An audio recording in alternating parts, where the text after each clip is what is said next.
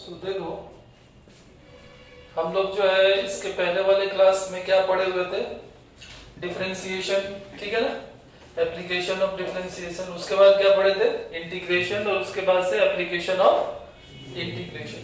ये सारे के सारे जो भी चीजें हमने पढ़ा था मैथमेटिक्स का, वो यहाँ पे यूज होगा फिजिक्स के अंदर में, ठीक है।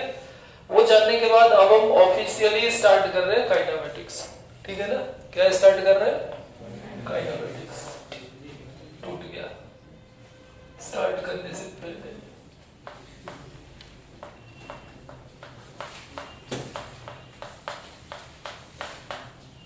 वो भी काइनेमेटिक्स में ही सब पढ़ रहे थे, टूल्स थे, आपको जानना चाहिए। सो लिखना काइनेमेटिक्स होता क्या है।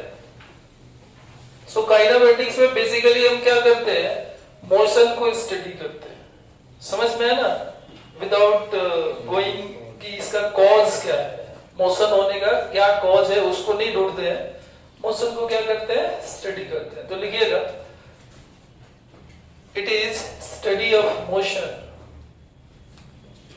Without going into its cause. It is study of motion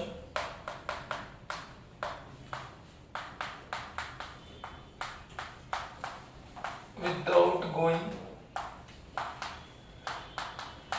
into its cause। तो मोशन के बारे में स्टडी करते हैं काइनेमेटिक्स में। हम क्या करेंगे, बोलो, मोशन के बारे में क्या करेंगे, स्टडी करेंगे, ठीक है ना। उसका कॉज क्या है उसको बिना सोचे हुए। समझ पा रहे हो कि नहीं। अब ये जो काइनेमेटिक्स होता है ना, इसमें ये जो वर्ड होता है, ये वाला काइने जो होता है, इसका मतलब मोशन होता है, और इसका मतलब क्या होता है, मैथमेटिक्स। समझ में है ना। सो मैथमेटिक्स ऑफ मोशन, ठीक है ना। काइनेमेटिक्स में हम क्या करेंगे, मोशन को स्टडी करेंगे with the help of mathematics. समझ में आया कि नहीं आया, क्लियर हुआ, ये चीज आपका क्लियर हो गया। अब इसमें सबसे पहले कुछ बेसिक चीजें होती है, आज ये फर्स्ट क्लास है तो इसीलिए ये चैप्टर जो है आप ऑलरेडी 9-10 में भी थोड़ा पढ़ के आए हुए हो, जो भी 11th क्लास में अभी है। समझ में आया ना, तो आसान लगेगा, ठीक है ना, ये बिल्कुल ही आसान चैप्टर है। सो काइनेमेटिक्स जो है, इसमें हम पढ़ेंगे क्या, तो मोशन को पढ़ेंगे मैथमेटिक्स के हेल्प से। समझ में आया। अब इसमें कितने तरीके के जो मोशन है जिसको हम पढ़ेंगे, तो लिखिएगा, motion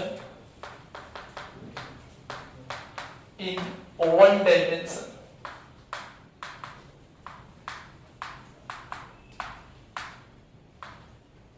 motion in one dimension को हम क्या बोलेंगे, डायरेक्ट 1D। इसी का एक और नाम होता है motion along a straight line. इसी का नाम होता है मोशन अलोंग स्ट्रेट लाइन, ठीक है ना। सो motion along a straight line,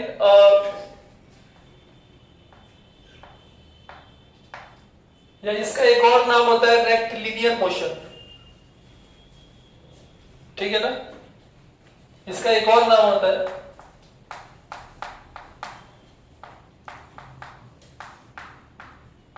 rectilinear motion, ठीक है ना। तो देखो, वन डायमेंशनल मोशन या मोशन अलोंग स्ट्रेट लाइन या रेक्टिलिनियर मोशन, ये सारा का सारा चीज एक ही चीज होता है, और 9-10 में आपने इसको पढ़ा था। यहाँ पे क्या होता है ना, इसका एग्जांपल देखो, दे देता हूं। ये पूरा चैप्टर ही आपको पढ़ना है, ठीक है ना, ये एक पूरा चैप्टर ही है।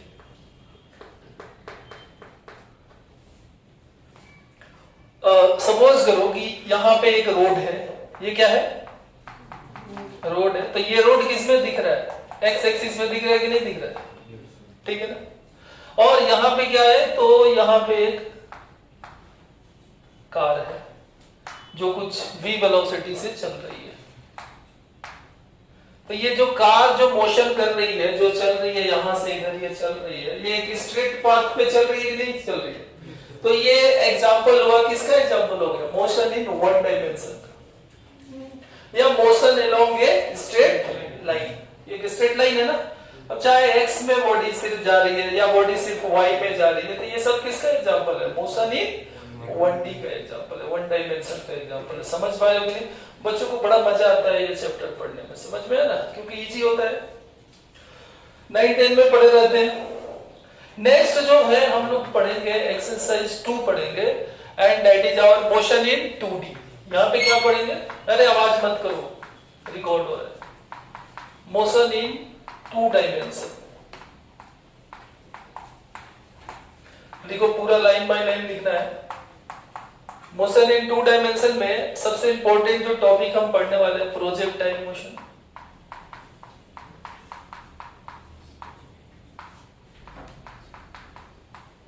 प्रोजेक्टाइल मोशन, ठीक है ना? प्रोजेक्टाइल मोशन, ठीक है ना? अब देखो, जैसे कि मान लो कि एक बॉल लिया मैंने, और इस बॉल को क्या किया, ऐसे मैंने फेंक दिया, तो ये बॉल कैसे जाएगी? देखो तो ये बॉल इस ग्राउंड से, लेट से कि ये ग्राउंड है, यहां से मैंने एक बॉल को उठाया और फेंक दिया, तो ये बॉल कुछ इस तरीके से जाके ऐसे गिरेगी कि नहीं गिरेगी? तो यहां पे अब क्या दिख रहा है कि ये जो बॉल है, ये बॉल जो है ये वाई एक्सिस है, और इधर क्या है? X axis. तो इसकी जो मोशन हो रही है वो एक्स में भी हो रही है, और किधर हो रही है? वाई में भी हो रही है, किसी भी कहीं पे भी ड्यूरिंग दिस पूरा जर्नी। समझ पा रहे हो कि नहीं समझ पा रहे? तो इस चीज को, इस तरीके के मोशन को, जैसे प्रोजेक्टाइल मोशन मैंने जो बताया है, उसको मोशन इन 2D में स्टडी करेंगे। समझ पाए कि नहीं समझ पाए? समझे? मतलब जो यहाँ पे वेलोसिटी होगा, जैसे प्रोजेक्टाइल मोशन, एक पत्थर उठा के फेंक दिया मैंने, तो यहाँ पे जो मतलब बॉडी की, जैसे अगर वेलोसिटी की चर्चा करेंगे तो वेलोसिटी के अलग अलग कंपोनेंट होंगे। एक्स में भी कंपोनेंट होगी कुछ, वाई में भी कुछ कंपोनेंट होगी। अब आपको पता है कि वेलोसिटी क्या होती है? एक वेक्टर क्वांटिटी होती है, पढ़ाया हो ना वेक्टर बहुत बढ़िया से। तो अब आपको पता है कि एक वेक्टर का मतलब, वेक्टर का एक्स कंपोनेंट रहेगा, वाई कंपोनेंट रहेगा, तो उस वेक्टर का रिजल्टेंट वेक्टर कैसे निकलेगा? पता है कि नहीं? मतलब जैसे ही हम मोशन इन 2D में आएंगे, हमको क्या चीज की जरूरत पड़ेगा? वेक्टर। सारा खेल किसमें होने लगेगा? बढ़िया क्वेश्चन में वेक्टर में होने लगेगा, ठीक है ना? तो ये प्रोजेक्टाइल मोशन हम लोग आगे स्टडी करने वाले हैं। दूसरा चीज जो है इसके अंदर में, सर्कुलर मोशन। क्या पढ़ने वाले हैं? सर्कुलर मोशन एक बहुत ही इंपॉर्टेंट है ये भी, and relative velocity. Relative velocity बोलो या रिलेटिव मोशन बोलो, तो रिलेटिव मोशन 1D 2D दोनों में होता है। सो 2D का रिलेटिव मोशन, ये सारे के सारे जो चीजें होंगी वो हम मोशन इन 2D में स्टडी करेंगे। ये 2 चैप्टर पर्टिकुलरली हम लोग पढ़ने वाले हैं पूरे काइनेमेटिक्स।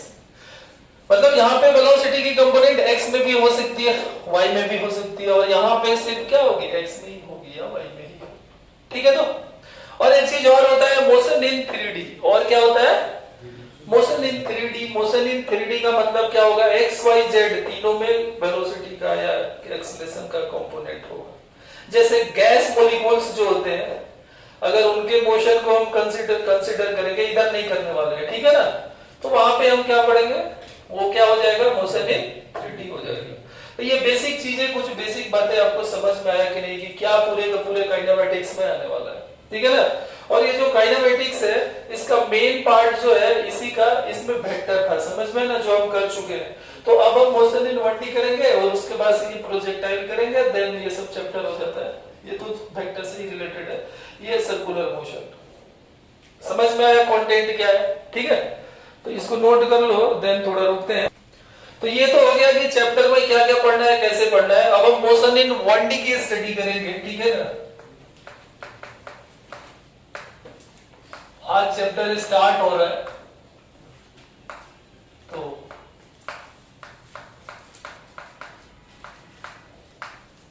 थोड़ी सी स्पीड कम रहेगी। सो मोशन इन 1D, ठीक है ना। इसमें देखो सबसे पहले रेस्ट एंड मोशन को स्टडी करते हैं। रेस्ट एंड मोशन, बिल्कुल एकदम शुरू से बेसिक से शुरू कर रहा हूं। Rest and motion. रेस्ट का मतलब क्या होता है? जैसे देखो मैं यहां पे खड़ा हूं, 1 मिनट बाद भी यहीं पे खड़ा हूं, मतलब मैं यहां पे खड़ा हूं तो मेरी एक पोजीशन है कि नहीं है? तो किसी भी बॉडी की जो पोजीशन है अगर टाइम के साथ चेंज नहीं होती है, ठीक है ना। If position of a body लिख लेना, मैं लिखूंगा तो टाइम लगेगा। रेस्ट में लिख लेना, if position of a body does not changes with time, चाहे हियर करके लिख लेना, हियर रेस्ट में लिख लेना, रेस्ट इसमें लिखना, here position of body, body बोलो या पार्टिकल बोलो, does not changes with time, ठीक है ना। और मोशन, मोशन में क्या हो जाएगा? पोजीशन ऑफ लिख लेना, हियर पोजीशन ऑफ बॉडी या particle changes with time, here position of body बोलो या पार्टिकल बोलो, चेंजेस विथ टाइम। सो ये रेस्ट और मोशन होता है। मोशन का मतलब कोई भी चीज मोशन में हम कैसे बोलते हैं? बॉडी की पोजीशन जो है वो क्या हो रही है? चेंज हो रही है। जैसे कि अगर मान लो यहाँ पे देखो, यहाँ पे एक आदमी है, मान लो कि 2 सेकंड में वो आदमी यहाँ पे है, तो फिर वो आदमी कुछ समय बाद इसकी पोजीशन 1 हो गई, ठीक है ना। फिर क्या हो गया कि t2 = 3 सेकेंड, अब इसकी ये क्या हो गई? पोजीशन 1, ये क्या हो गई? पोजीशन 2। तो हम क्या देख रहे हैं कि टाइम चेंज हो रहा है, तो इस आदमी का जो पोजीशन है वो क्या हो रहा है? बदल रहा है। तो हम बोल सकते हैं कि ये आदमी जो है वो किसमें है? मोशन। समझ पा रहे हो कि नहीं? अब मुझे एक बात बताओ कि क्या कोई भी बॉडी जो है एक साथ रेस्ट या मोशन में हो सकती है क्या? बिल्कुल हो सकती है। समझ में आया ना? ये डिपेंड करता है रेफरेंस, फ्रेम ऑफ रेफरेंस। जैसे मैं गाड़ी में जा रहा हूं और तुम गाड़ी में जा रहे हो और किसी अपना सेटिंग के साथ गाड़ी में जा रहे हो, ठीक है, और उसका एक दूसरा सेटिंग है, वो क्या कर रहा है? वो एक जगह पे मतलब पीछे से साइकिल से जा रहा है, गाड़ी के पीछे, ठीक है। तो तुम जो जिसके साथ जा रहे हो गाड़ी में, वो और तुम क्या हो? अबे तुम दोनों गाड़ी के अंदर की बात कर रहे हो, बाहर की नहीं। वो दोनों किसमें है? रेस्ट में है, ठीक है ना। मतलब फ्रेम ऑफ रेफरेंस को बदलेंगे तो क्या हो जाएगा? मतलब एक ही समय में, एक ही इंस्टेंट में अंदर के दोनों क्या है? रेस्ट में है। लेकिन जो बाहर से पीछा कर रहा है ना, क्योंकि दो को घुमा रही है इधर उधर, ठीक है ना, ऐसे ही हो रहा है आजकल। तो वो जो बाहर में है, ठीक है, उसके रिस्पेक्ट में क्या हो रहा है? मोशन हो रहा है। तो एक बॉडी जो है वो एट द सेम टाइम क्या हो रही है? Rest as well as motion पे हो सकती है। It depends upon what? Reference frame, ठीक है ना। इसका मतलब रेस्ट और मोशन जो होती है वो क्या होती है? एक मतलब एब्सोल्यूट टर्म नहीं है, ये क्या है? रिलेटिव टर्म, ठीक है ना। तो यहाँ पे एक वी नोट करके लिख देना। ये चित्र बनाए कि नहीं? चित्र बनाओ, चित्र, आदमी का चित्र बनाओ भाई। लिखना रेस्ट एंड मोशन, ये चित्र बना लो, चित्र बनाओ। स्टार्टिंग कर रहे हैं चैप्टर का, तो हर चीज लिखो। Rest and motion are relative term. Rest and motion are relative term.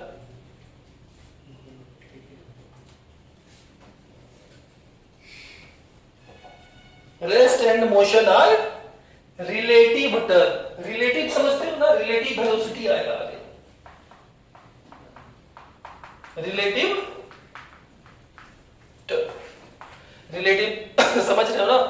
मतलब गाड़ी के अंदर जो आदमी था उसके रिस्पेक्ट में जो दूसरा आदमी था वो क्या था, रेस्ट में था, लेकिन जो तीसरा आदमी था साइकिल से आ रहा था उसके रिस्पेक्ट में क्या था, मोशन में था। तो रेस्ट और मोशन जो होता है वो क्या होता है, रिलेटिव टर्म। ये रिलेटिव टर्म का मतलब समझ में आया कि नहीं आया? मतलब at the same time rest motion में एक बॉडी हो सकती है depending upon the frame of reference. बात समझ में आई कि नहीं? ठीक है ना? ये चीज क्लियर हुआ कि नहीं? रेस्ट मोशन इतना ही था, ठीक है ना? तो भाई लोग नहीं समझ में आया?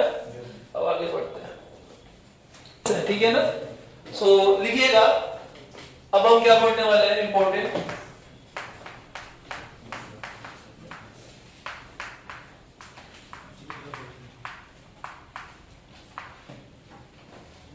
Important variables.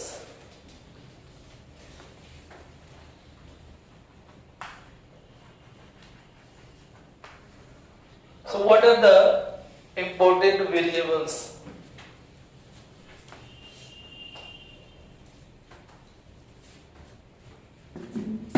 ठीक है ना? So पहला लिखना पोजीशन, ठीक है ना? पोजीशन। आपने कभी क्रिकेट देखा है क्या? बोलता है ना मिड ऑन के पोजीशन पे विराट कोहली खड़े हुए हैं, मिड ऑफ के पोजीशन पे जहीर खान खड़े हुए हैं जो अभी संन्यास ले चुके हैं। इस तरीके से बोलता है कि नहीं? इसका मतलब कि ये पोजीशन क्या होता है कि लोकेशन किसी भी बॉडी की, किसी भी पार्टिकल की location at a particular time. अबे एक ओवर में यहाँ पे है विराट कोहली, मिड ऑन पे, अगले ओवर में उसको क्या कर देगा, कहीं और चेंज कर देगा। आप ऐसा सोचो, ठीक है ना? तो पोजीशन जो होती है ये क्या होती है, लिख लीजिएगा। Location of A particle, it is location of a particle. Particle जो है ना, इसको बॉडी में लिख दो। It is location of a particle at a particular time. सबको समझ में आया कि नहीं आया? What is position? किसी की भी लोकेशन किसी भी पर्टिकुलर टाइम में क्या है, इसी को हम लोग क्या बोलते हैं, पोजीशन। समझ पा रहे हो कि नहीं? अब ये जो पोजीशन होता है, पोजीशन से पोजीशन वेक्टर बनता है, ठीक है ना? तो इसमें थोड़ा एक बार रिकॉल कर लेते हैं। इसमें लिखिएगा, इसमें थोड़ा लिख लीजिएगा पोजीशन वेक्टर। पोजीशन वेक्टर बताइए स्टूडेंट्स, पोजीशन वेक्टर क्या होती है? पोजीशन वेक्टर आपको पढ़ाए हुए थे, देखिए ये अगर y एक्सिस है, ये x एक्सिस है, ठीक है ना? अगर मान लीजिए पोजीशन वेक्टर एक ऐसी वेक्टर जो हमेशा इसकी इनिशियल पॉइंट हमेशा क्या होती है, ओरिजिन होती है। मान लीजिए कि t टाइम में, मान लीजिए कि t टाइम में एक बॉडी इस p पॉइंट पे है, उसकी लोकेशन, और इसकी लोकेशन x कोऑर्डिनेट कुछ क्या है, x है, y कोऑर्डिनेट क्या है, कुछ y है। तो ये इसकी पोजीशन हो गई। t टाइम में इसकी पोजीशन यहां पे आ रही है। अब इस पोजीशन का पोजीशन वेक्टर बन सकता है, बताए थे कि नहीं बताए थे? तो इसको पोजीशन वेक्टर बनाते हैं तो आपको पता है ना कि ये परपेंडिकुलर यहां से गिराओगे तो आपको पता है कि ये एंगल अगर थीटा है और ये डिस्टेंस क्या है, ये x है और ये क्या है, y है। और ये OP वेक्टर जो होती है, मतलब पोजीशन वेक्टर एक ऐसी वेक्टर होती है जो हमेशा किधर से शुरू होती है, ओरिजिन से शुरू होती है। ये OP वेक्टर को पोजीशन वेक्टर कहते हैं, और इसको और भी हम क्या बोल सकते हैं, r, ठीक है ना? और r के ऊपर क्या लगा देंगे, वेक्टर। तो ये पोजीशन वेक्टर यहाँ पे क्या हो जाएगा बताइए? यहाँ पे ये जो पोजीशन वेक्टर होगी वो क्या हो जाएगी, OP vector that is equal to R vector, and that is equal to क्या हो जाएगी, x में जो कंपोनेंट है x इंटू क्या हो जाएगा, x एक्सिस के अलोंग कौन सा यूनिट वेक्टर होता है, और y के अलोंग क्या होता है, z कैप। तो ये क्या हो जाएगी, x इंटू आई कैप प्लस y इंटू क्या हो जाएगी, ये हमारी क्या होती है, पोजीशन वेक्टर। समझ पाए कि नहीं समझ पाए? ठीक है ना? तो एक ऐसा वेक्टर जिसकी इनिशियल पॉइंट हमेशा ओरिजिन होती है, ऐसे वेक्टर को क्या बोलते हैं, पोजीशन वेक्टर। और पोजीशन वेक्टर का कॉन्सेप्ट बहुत ज्यादा इंपॉर्टेंट है, समझ में आया ना? ये पढ़ाए थे कि नहीं पढ़ाए थे? अब अगर ये पोजीशन वेक्टर है तो आपको पता है कि किसी भी वेक्टर की क्या होती है, मैग्नीट्यूड होती है। तो अगर मुझे इस पोजीशन वेक्टर की मैग्नीट्यूड निकालनी है, मतलब ये ओपी की लेंथ निकालनी है, तो किसी भी वेक्टर की लेंथ या मैग्नीट्यूड अगर अपने को निकालना है तो अपन कैसे निकालते हैं, बताओ जल्दी मुझे। x² प्लस, और अगर मुझे इस पोजीशन वेक्टर की डायरेक्शन बतानी है, लेट्स से कि मुझे इसकी डायरेक्शन बतानी है। डायरेक्शन का मतलब क्या होता है, एंगल। एंगल क्या हमेशा डायरेक्शन मतलब tan थीटा ही होता है, नहीं, लेकिन एंगल वो theta, theta is the direction, समझ में है ना। बट tan हमेशा क्या होता है, आसान होता है, इसलिए हम निकालते हैं। तो यहाँ पे tan थीटा निकालोगे तो tan थीटा क्या हो जाती है, y/x। अबे ये सीख लो, नहीं तो हर जगह आने वाला है। सो दिस इंप्लाइज दैट यहां से आप थीटा निकालोगे तो वो क्या हो जाएगी, tan इनवर्स y/। तो आपको क्या मिल गया, एक वेक्टर का आपको यहां से डायरेक्शन मिल गया और यहां से मैग्नीट्यूड मिल गया। समझ पा रहे हो कि नहीं समझ पा रहे? और यहां से वो वेक्टर था। तो ये पोजीशन वेक्टर का कॉन्सेप्ट आपका क्लियर होना चाहिए, नहीं तो आगे में आपको बिल्कुल ही प्रॉब्लम होने वाला है। ये क्लियर हो गया आपका, बोलो नहीं समझे? जैसे मान लो आपको मैंने बोला था कि मान लो कि यहां पे कुछ इस तरीके से मान लो मैं 3D की बात कर लेता हूं, ठीक है ना, 3D की बात कर लेता हूं। ये कुछ x है, ये y है और ये क्या है, z है। और मान लो एक पार्टिकल p है, इसकी कोऑर्डिनेट -3 -2 1 है। मैं एक रफ स्केच बनाया हूं, ये मत सोचना कैसे आ गया इसमें फर्स्ट में। तो इसकी पोजीशन वेक्टर क्या हो जाएगी, यहाँ पे जो बॉडी p पॉइंट पे है उसकी पोजीशन वेक्टर क्या हो जाएगी। मान लो इस p पॉइंट पे एक आदमी है, ठीक है ना, तुम हो, तो तुम्हारी पोजीशन वेक्टर ऐसे थोड़ी और नीचे आएगा, चढ़ गए इस पॉइंट पे। हाँ, तो इसकी पोजीशन वेक्टर क्या हो जाएगी, बोलो, -3 i cap -2j cap plus. समझ पाए कि नहीं समझ पाए, बताओ। ऐसे ही तो पोजीशन वेक्टर दिखते हैं। सो आई थिंक सबको समझ में आया कि पोजीशन क्या होता है। बिल्कुल ही बेसिक से शुरू किया हो ये क्लास, समझ में आया ना, और वहां से चालू कर करके जाएंगे। और ऐसा कुछ है नहीं कि इसमें कुछ एडवांस है, समझ में आया ना। ये एडवांस का चैप्टर ही नहीं है, मतलब इसके टर्म्स यूज होंगे, एडवांस में कभी कभार क्वेश्चन आ जाता है, ठीक है। और ये सारे के सारे जो काइनेमेटिक्स का जो पार्ट है ना, ये सेकेंड ईयर के चैप्टर्स में मिला के क्वेश्चन आ जाता है एडवांस में, या मैकेनिक्स 2 से मिला के क्वेश्चन आ जाता है एडवांस में। तो इधर जरूरत है, समझे कि नहीं समझे, बोलो। तो यहां तक आप छाप लीजिए, उसके बाद से हम पढ़ेंगे आगे। दूसरा इंपॉर्टेंट वेरिएबल जो है वो क्या है, दूसरा जो है वो है डिस्प्लेसमेंट।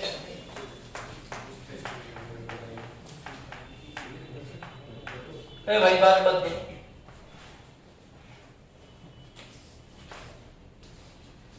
डिस्प्लेसमेंट, ठीक है। तो देखो डिस्प्लेसमेंट जो होती है वो क्या होती है, थोड़ा समझिए इसको, देखिए, रुक जाइए, कुछ छापना मत, कुछ भी मत छापो, रुक जाओ। ये y एक्सिस है और ये क्या है, x एक्सिस है, ठीक है ना। मान लो कि ये पार्टिकल है और वो कोई t1 टाइम पे a पोजीशन पे है, उसकी पोजीशन क्या है, a पे है t1 टाइम पे। ये कहां पे है, t1 टाइम पे। और t2 टाइम में उसकी पोजीशन किस पे है, वो b पॉइंट पे है। ये कब है, t2 टाइम में। इसका मतलब बॉडी की जो पोजीशन हो रही है, ठीक है नहीं हो, ठीक है ना, मतलब t1 टाइम पे a पे है, a पॉइंट पे है, t2 टाइम पे b पे है। तो इनको अगर तुम ज्वाइन करोगे तो यहां से आपको क्या मिलेगा, इसकी पोजीशन वेक्टर मिलेगी कि नहीं मिलेगी, बोलो। ये पोजीशन वेक्टर मिल जाएगी। लेट्स से कि ये OA जो है ना, OA वेक्टर जो है ये क्या है, R1 है, इसकी पोजीशन वेक्टर क्या है, R1 है, और इसकी पोजीशन वेक्टर क्या है, R2 है, ठीक है ना। तो अब आप ध्यान से देखो, अगर आप इसको ज्वाइन कर दोगे इसको, मतलब कि अगर एक बॉडी की पोजीशन जो है, ये क्या हो रहा है, हाँ, अगर एक बॉडी की अगर पोजीशन चेंज हो रही है, ठीक है ना, तो उसकी मतलब फाइनल पोजीशन और इनिशियल पोजीशन को ज्वाइन करने वाली जो लाइन है, शॉर्टेस्ट लाइन जो है, इसको हम लोग शॉर्टेस्ट पाथ भी बोलते हैं। इसी को हम लोग क्या बोलते हैं? डिस्प्लेसमेंट। ठीक है ना? So displacement is the shortest path from initial position to final position. ठीक है ना? That is the displacement. और डिस्प्लेसमेंट जो है वो एक वेक्टर क्वांटिटी, आपको पहले से पता है, ये सब मैं लिखवा देता हूं, रुक जाओ। डिस्प्लेसमेंट क्या होती है? वेक्टर क्वांटिटी है। तो और ये एक यूनिक वैल्यू होती है, मतलब एक ही डिस्प्लेसमेंट निकलेगी और ये क्या हो जाएगी? इनिशियल से फाइनल की शॉर्टेस्ट पाथ हो जाएगी। तो कोई भी दो पॉइंट के बीच में जो शॉर्टेस्ट पाथ होता है वो हमेशा एक स्ट्रेट लाइन होता है। क्या होता है? स्ट्रेट लाइन होता है। समझ में आया कि नहीं आया? जैसे यहाँ पे ऐसे भी आ सकते हैं, यहाँ पे ऐसे भी आ सकते हैं। समझ में आया कि नहीं? तो A से B में जब आप आ रहे हो तो ये शॉर्टेस्ट पाथ जो होगी वो एक स्ट्रेट लाइन है और इसी को क्या बोलते हैं? डिस्प्लेसमेंट। इसी को क्या बोलते हैं? डिस्प्लेसमेंट। तो अगर मुझे डिस्प्लेसमेंट निकालना है, ध्यान से देखो, इसको समझ लो थोड़ा, नहीं तो चले जाओगे तेल लेने। तो मान लो कि T1 टाइम में बॉडी A पे है और T2 टाइम में बॉडी जो है वो कहां पे है? B पॉइंट पे है और इसकी पोजीशन वेक्टर ये R1 है और ये R2 है और हमने इसको क्या किया है? ऐसे ज्वाइन कर दिया है। समझ पाए कि नहीं समझ पाए? अबे ट्रायंगल लॉ बनाने के लिए कुछ याद है? Triangle law of addition. तो यहां पे अब हम क्या करेंगे? अप्लाई करते हैं।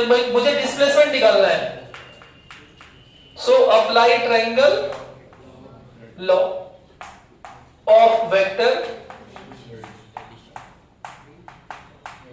एडिशन।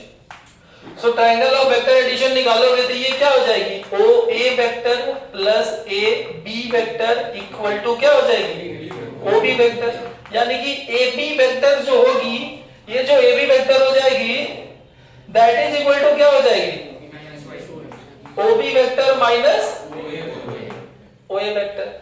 अब लेट्स से कि इस ए पॉइंट की कोऑर्डिनेट जो है, मैं मान लेता हूं कि ये एक्स वाई में माना हूं, तो मान लो कि ये x1 है और ये क्या है? y1 है और इसकी कोऑर्डिनेट क्या है? x2 है और ये क्या है? y2 है। समझ पा रहे हो कि नहीं समझ पा रहे हो? तो आपको पता है कि हर एक पॉइंट एक पोजीशन वेक्टर को रिप्रेजेंट कर रहा है। तो OB वेक्टर की जगह पे मैं क्या लिख सकता हूं? बताओ मुझे।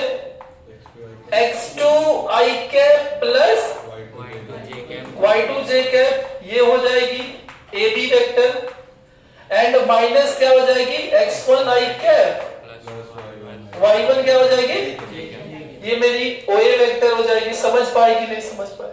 अब आपको पता है कि इन दोनों वेक्टर से मतलब AB वेक्टर जो है, एक बात बताओ, यही AB वेक्टर तो डिस्प्लेसमेंट वेक्टर है, क्योंकि मुझे पता है कि डिस्प्लेसमेंट एक क्या होता है? वेक्टर क्वांटिटी होता है। तो वेक्टर ही बाप है।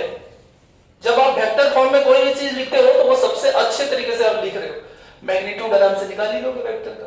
तो डिस्प्लेसमेंट वेक्टर समझा रहा हूं, तब डिस्प्लेसमेंट आराम से उसका मैग्नीट्यूड निकाल लोगे तो हो जाएगा। तो ये जो मतलब निकलेगा ए बी वेक्टर, जिसको हम लोग क्या बोलते हैं? बोलो।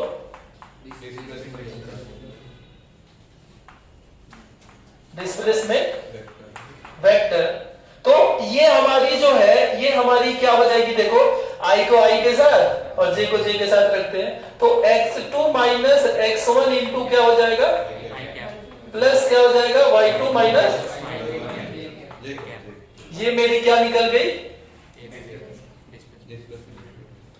तो बॉडी की अगर पोजीशन चेंज हो रही है तो दो इंस्टेंट में उसकी क्या निकलेगी? डिस्प्लेसमेंट वेक्टर निकलेगी। और डिस्प्लेसमेंट वेक्टर निकलेगी तो वहां से क्या निकलेगी? डिस्प्लेसमेंट क्या होता है?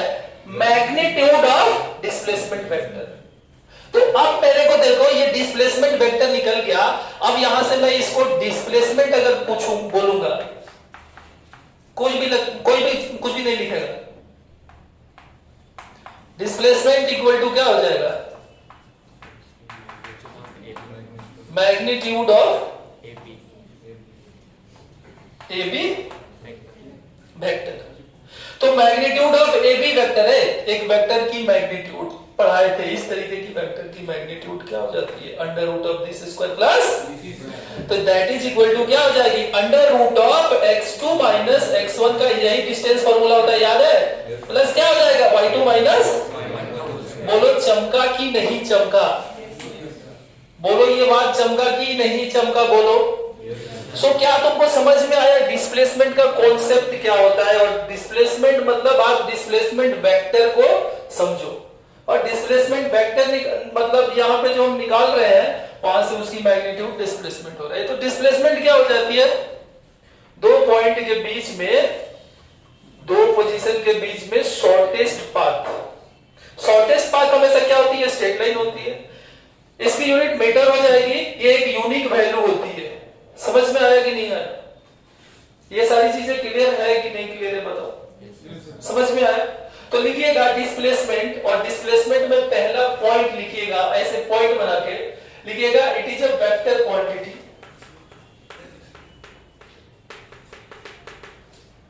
इट इज अ वेक्टर, पहला point it is a vector quantity. दूसरा पॉइंट, दूसरा लिख लेना, दूसरा पॉइंट डिस्प्लेसमेंट में पहला पॉइंट लिख लेना, it is a vector quantity. दूसरा पॉइंट लिख लेना, इट इज यूनिक। यूनिक का मतलब समझते हो? डिस्प्लेसमेंट एक यूनिक होगा, एक ही चीज निकलेगा, दो पॉइंट के बीच में एक ही डिस्प्लेसमेंट हो सकता है। समझ में है ना? अच्छा, तीसरा पॉइंट लिख लेना,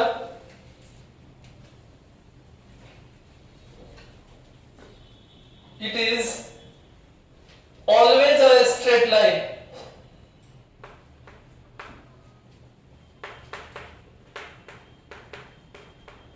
ऑलवेज अ स्ट्रेट पाथ लिखो, एसटी मतलब स्ट्रेट, स्ट्रेट पाथ।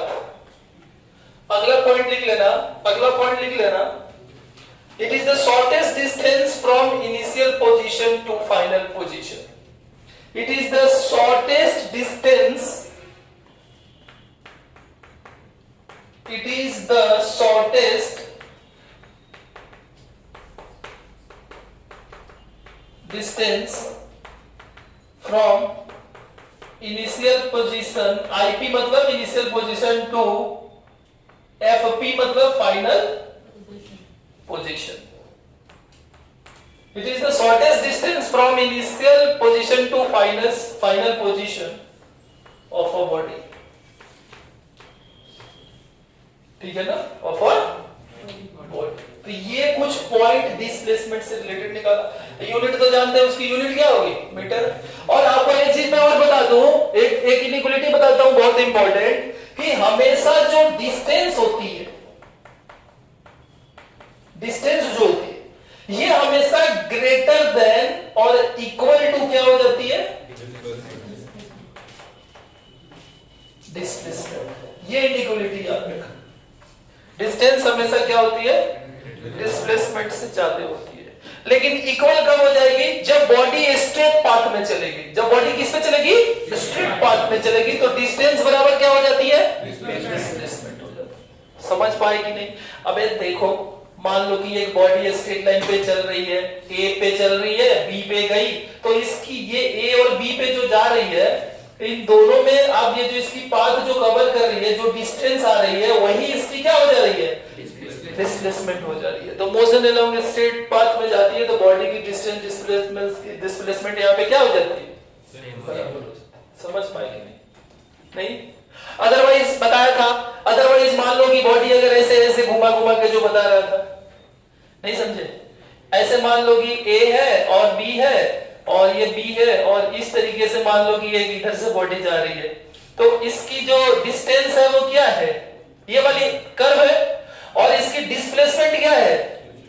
ये ए बी स्ट्रेट लाइन है, तो ये तो हमेशा ज्यादा ही हो रही है ना। अरे distance is always greater than displacement, but when equality hold, when the motion is along a straight line. बात समझ में आया कि? जब भी डिस्प्लेसमेंट की बात होगी तो क्या समझोगे? Displacement vector. और अब आप क्या करोगे? अब आप इसको छापोगे, इसको जो मैंने किया, और बढ़िया से छापोगे, नहीं तो मतलब सोच लेना तोड़ दूंगा। क्या तोड़ दूंगा? कुछ नहीं। ये हमारी डिस्प्लेसमेंट जो है ना, ये उसकी मैग्नीट्यूड निकल गई। इसकी डायरेक्शन कैसे निकालेंगे बताओ तो विनायक? इस वेक्टर की डायरेक्शन कैसे निकलती है? tan theta. tan थीटा क्या हो जाएगा? This by this. याद है ना? सो जाओ, क्या नाम है? अर्जुन, सो जाओ। सो देखो तीसरा जो इसमें वेरिएबल है दैट इज आवर, सब लोग जानते हैं डिस्टेंस। डिस्टेंस को लेके बहुत सारे कॉन्सेप्ट हमारे इंडियन सिंगर लोग देते हैं, जैसे दूरी सही जाए ना, समझे कि नहीं? तो डिस्टेंस जो होता है, ठीक है ना, ये क्या हो जाती है, लेंथ ऑफ पथ, लेंथ ऑफ पथ, समझे कि नहीं? मान लो कि तुम यहां से चलना चालू किए, यहां से पीछा करना चालू किए किसी का, ठीक है, और पीछा करते करते करते कहां पहुंच गए, यहां पर बी पे पहुंच गए, ये T1 टाइम था, ये T2 टाइम था, तो तुम्हारी डिस्टेंस जो होगी वो क्या होगी, तुमको पकड़ के कोई क्या करेगा, नापना चालू करेगा तो ये नाप देगा तुम्हारी जितनी लेंथ से आए हो वो तुम्हारी क्या हो जाएगी, डिस्टेंस हो जाएगी। तो यहाँ पे इनिशियल पॉइंट और फाइनल पॉइंट, ये दो पॉइंट हो रही है, तो दो पॉइंट के बीच में डिस्टेंस तो कितनी भी हो सकती है ना, समझ में आया कि? तो यानी कि यहां से भी आ सकते हैं, तो मतलब एक तरीके का डिस्टेंस है, खास तरीके का डिस्टेंस क्या हो गया, डिस्प्लेसमेंट हो गया। यहां से इधर भी आ सकते हैं, नहीं समझ पाए क्या? तो ये भी एक तरीके की क्या हो जाएगी, डिस्टेंस हो जाएगी, यानी कि ये 1 2 3, ये ऑल 3 आर व्हाट, 3 डिस्टेंसेस से डायग्राम बना लेना, बट ओनली 2 जो है वो क्या है, डिस्प्लेसमेंट। नहीं समझ पाए? सो दो पॉइंट के बीच में डिस्टेंसेस बहुत सारे हो सकते हैं, बट दो पॉइंट के बीच में डिस्प्लेसमेंट कितना होगा, ठीक है ना? नहीं समझे? सो लिख लेना, between 2 point, between any 2 points more than one distance can be calculated। दो पॉइंट के बीच में एक से ज्यादा डिस्टेंसेस कैलकुलेट किए जा सकते हैं, ठीक है ना? Between any 2 points more than one distances can be calculated depending upon the path, depending upon the path covered by particle, depending upon the path covered by the particle। Particle जैसे चलेगी, जिधर से चलेगी, जिस पाथ से चलेगी, उधर से उतनी अलग अलग डिस्टेंस आ जाएगी, ठीक है ना? बट डिस्प्लेसमेंट के साथ ऐसा नहीं होगा, दो पॉइंट के बीच में डिस्प्लेसमेंट कितनी निकलेगी, एक ही निकलेगी, वो शॉर्टेस्ट पाथ होगी। समझ पाए कि नहीं समझ पाए? एग्जांपल करके लिख लेना। और ये डिस्टेंस है तो इसको कुछ डी बोल देते हैं, समझ में? तो ये हमारा कुछ D1 हो गया, ये हमारा D2 हो गया, और ये हमारा D3 हो गया। ये कर लेना, उसके लिए अंदर में ये डायग्राम बना लेना। आपको पता है कि डिस्टेंस जो होती है इट इज स्केलर क्वांटिटी। सो जो डिस्टेंस होती है वो एक स्केलर क्वांटिटी होती है, ठीक है? और दूसरा पॉइंट था कि दो पॉइंट के बीच में बहुत सारे डिस्टेंसेस कैलकुलेट हो सकते हैं, लेंथ ऑफ पाथ को डिस्टेंस बोलते हैं। इसकी यूनिट तो आपको पता ही है, मीटर हो जाएगी। सो यहाँ पे मैं एग्जांपल लिखता हूं, लेट्स से कि मैं लिखता हूं a बराबर 30 मीटर, a बराबर 30 मीटर, तो ये क्या है, डिस्टेंस है कि क्या है, या D1 बराबर 30 मीटर, तो ये क्या है, बोलो क्या है, डिस्टेंस। और लेट्स से मैं लिखता हूं D1 बराबर 30 मीटर ईस्ट, ये क्या है, बोलो क्या है, डिस्प्लेसमेंट। तो ये डिस्प्लेसमेंट जब ये हो जाएगा तो डिस्प्लेसमेंट क्या कहलाएगा, वेक्टर कहलाएगा, जो कि लिखने की जरूरत नहीं है, जस्ट आप ऐसे आइडेंटिफाई करने के लिए लिख दिया। यानी कि जब मैग्नीट्यूड के साथ डायरेक्शन आ जाता है तो क्या हो जाता है, डिस्प्लेसमेंट, और खाली मैग्नीट्यूड रहता है तो वो क्या हो जाता है, डिस्टेंस। नहीं समझे?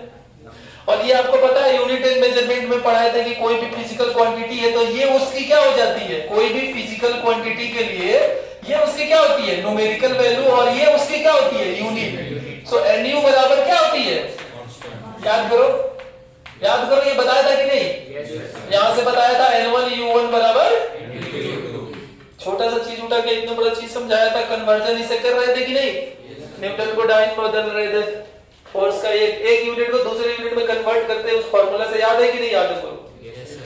तो ये चीज आपको समझ में आया कि नहीं, ये डिस्टेंस की कॉन्सेप्ट समझ में आया कि नहीं बोलो, आई थिंक सबको समझ में आया, आ गया। अब कुछ एक दो सवाल कर लेते हैं और उसके बाद से अगला वेरिएबल पे पहुंचते हैं, ठीक है ना। तो देखो अब यहाँ पे क्वेश्चन है और क्वेश्चन स्टार्ट होता है, एक बहुत ही छोटा सा क्वेश्चन डिस्टेंस और डिस्प्लेसमेंट से एक दिया हुआ है, और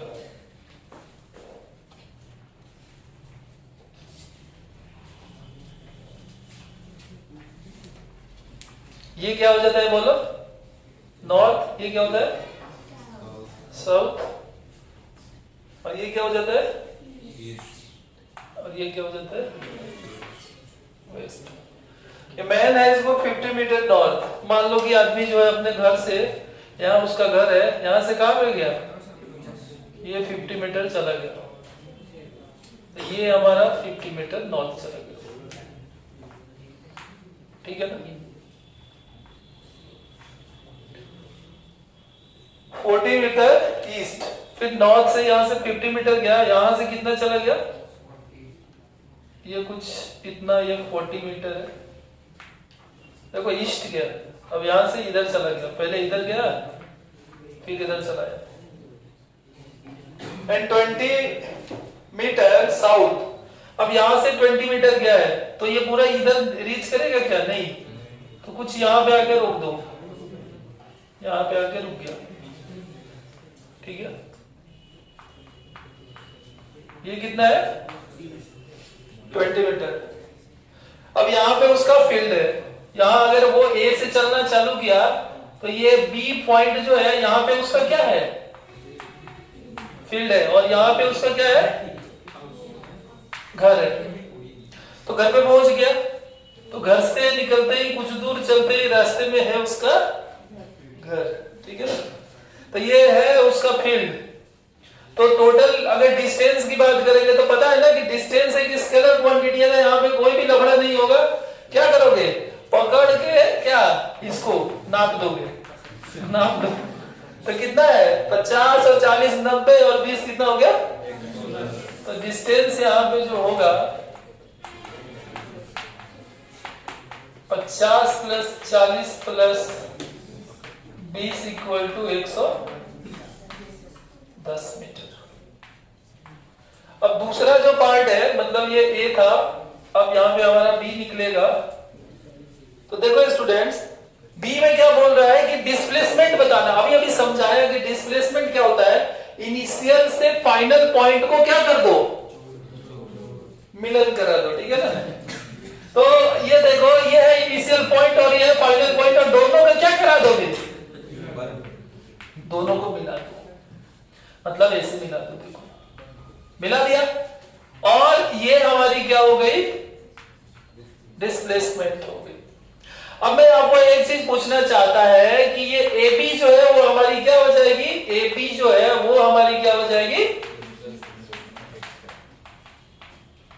अब ये काम 9-10 का मैथमेटिक्स का है, AB कैसे निकलेगा, तो कुछ नहीं, ये B है, यहां से ये है परपेंडिकुलर, ये 20 है और ये 50 है, तो ये कितना हो जाएगा 30, ये 40 है तो ये कितना हो जाएगा 40। तो अब ये राइट एंगल ट्रायंगल है, ये 30 है 40 है तो ये कितना हो जाएगा 50। यानी कि AB जो डिस्प्लेसमेंट होगी वो अंडर रूट ऑफ 40 का स्क्वायर प्लस क्या हो जाएगी 30 का स्क्वायर, यानी कि AB इक्वल टू कितनी हो जाएगी 50। समझ पाए कि नहीं समझ पाए। अब इसकी एंगल अगर निकालनी है, अगर इसकी एंगल निकालनी है, लेट्स से कि ये एंगल क्या है थीटा है, तो tan थीटा कितनी हो जाएगी, tan theta perpendicular by base होती है तो 30/5 40 हो जाएगी, यानी कि 3 बाई, तो थीटा इक्वल टू क्या हो जाएगी, tan इनवर्स। समझ पाए कि नहीं समझ पाए? ठीक है ना। तो ये आपकी एंगल जो है कुछ इस तरीके से आपको tan इनवर्स 3/4 निकल, ठीक है ना। इसको कैसे पढ़ते हैं, नॉर्थ ऑफ ईस्ट पढ़ते हैं कि ईस्ट ऑफ नॉर्थ पढ़ते हैं, पढ़ाए थे आपको, नॉर्थ ऑफ ईस्ट, उल्टा से इधर पढ़ते हैं, ठीक है ना। इधर रहता है तो इधर से पढ़ते हैं, ईस्ट ऑफ नॉर्थ। तो इसको क्या पढ़ेंगे, बोल, नॉर्थ ऑफ ठीक है ना। हमें ऑप्शन में ये तो हाँ रिकॉर्डिंग नहीं हुआ। तुम्हारी याद आती है, हमेशा गाली नहीं दूंगा, ठीक है। देख लो रे, पढ़ने वाला कोई तो देखता नहीं। पेन लेने जाओ रे।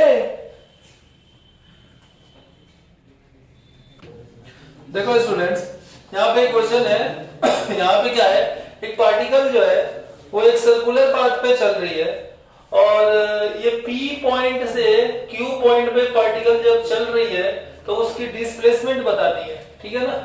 और इस सर्कुलर पाथ जो है, इसकी ये जो सर्कल जो है, इसकी रेडियस जो है वो कितनी है, r है। रेडियस कितनी है, r है। और वो सेंटर जो O है, यहाँ पे थीटा एंगल बना रही है, ठीक है ना। ये सेंटर पे कितना एंगल जनरेट कर रही है, थीटा एंगल जनरेट कर रही है। तो सबसे पहले ये बात बताओ कि डिस्प्लेसमेंट क्या हो जाएगी। तो डिस्प्लेसमेंट इस दो पॉइंट को मतलब जोड़ने वाली ये हो जाती है, लाइन हो जाती है।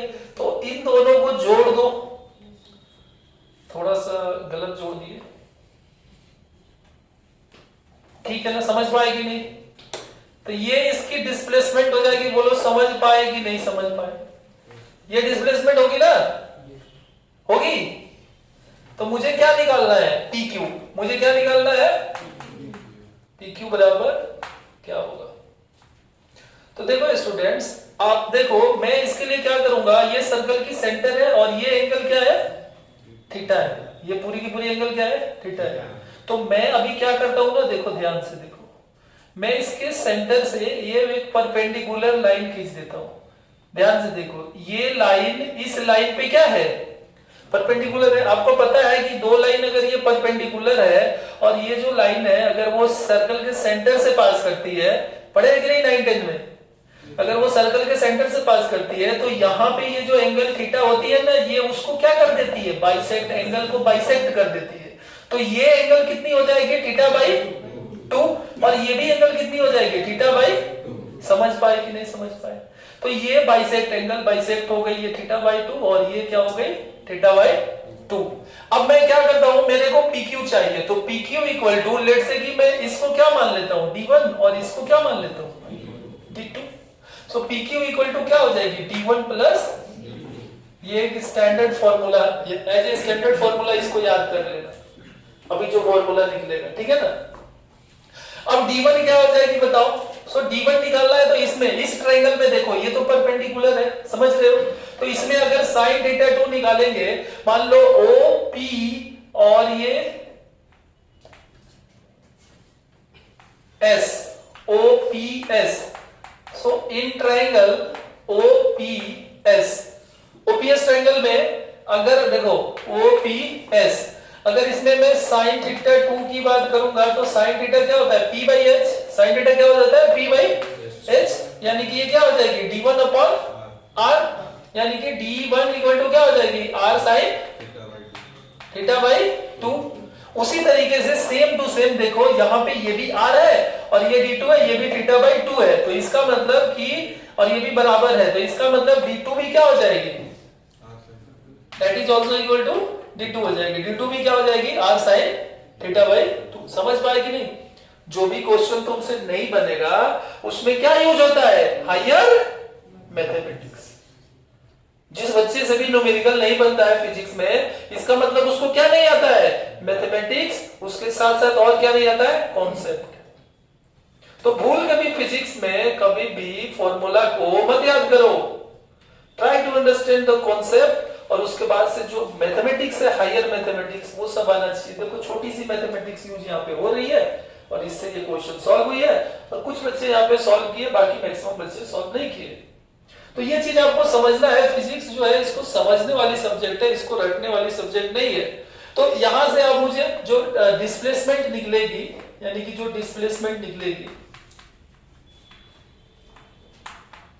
PQ, that is equal to क्या हो जाएगी बताइए, d1 प्लस d2।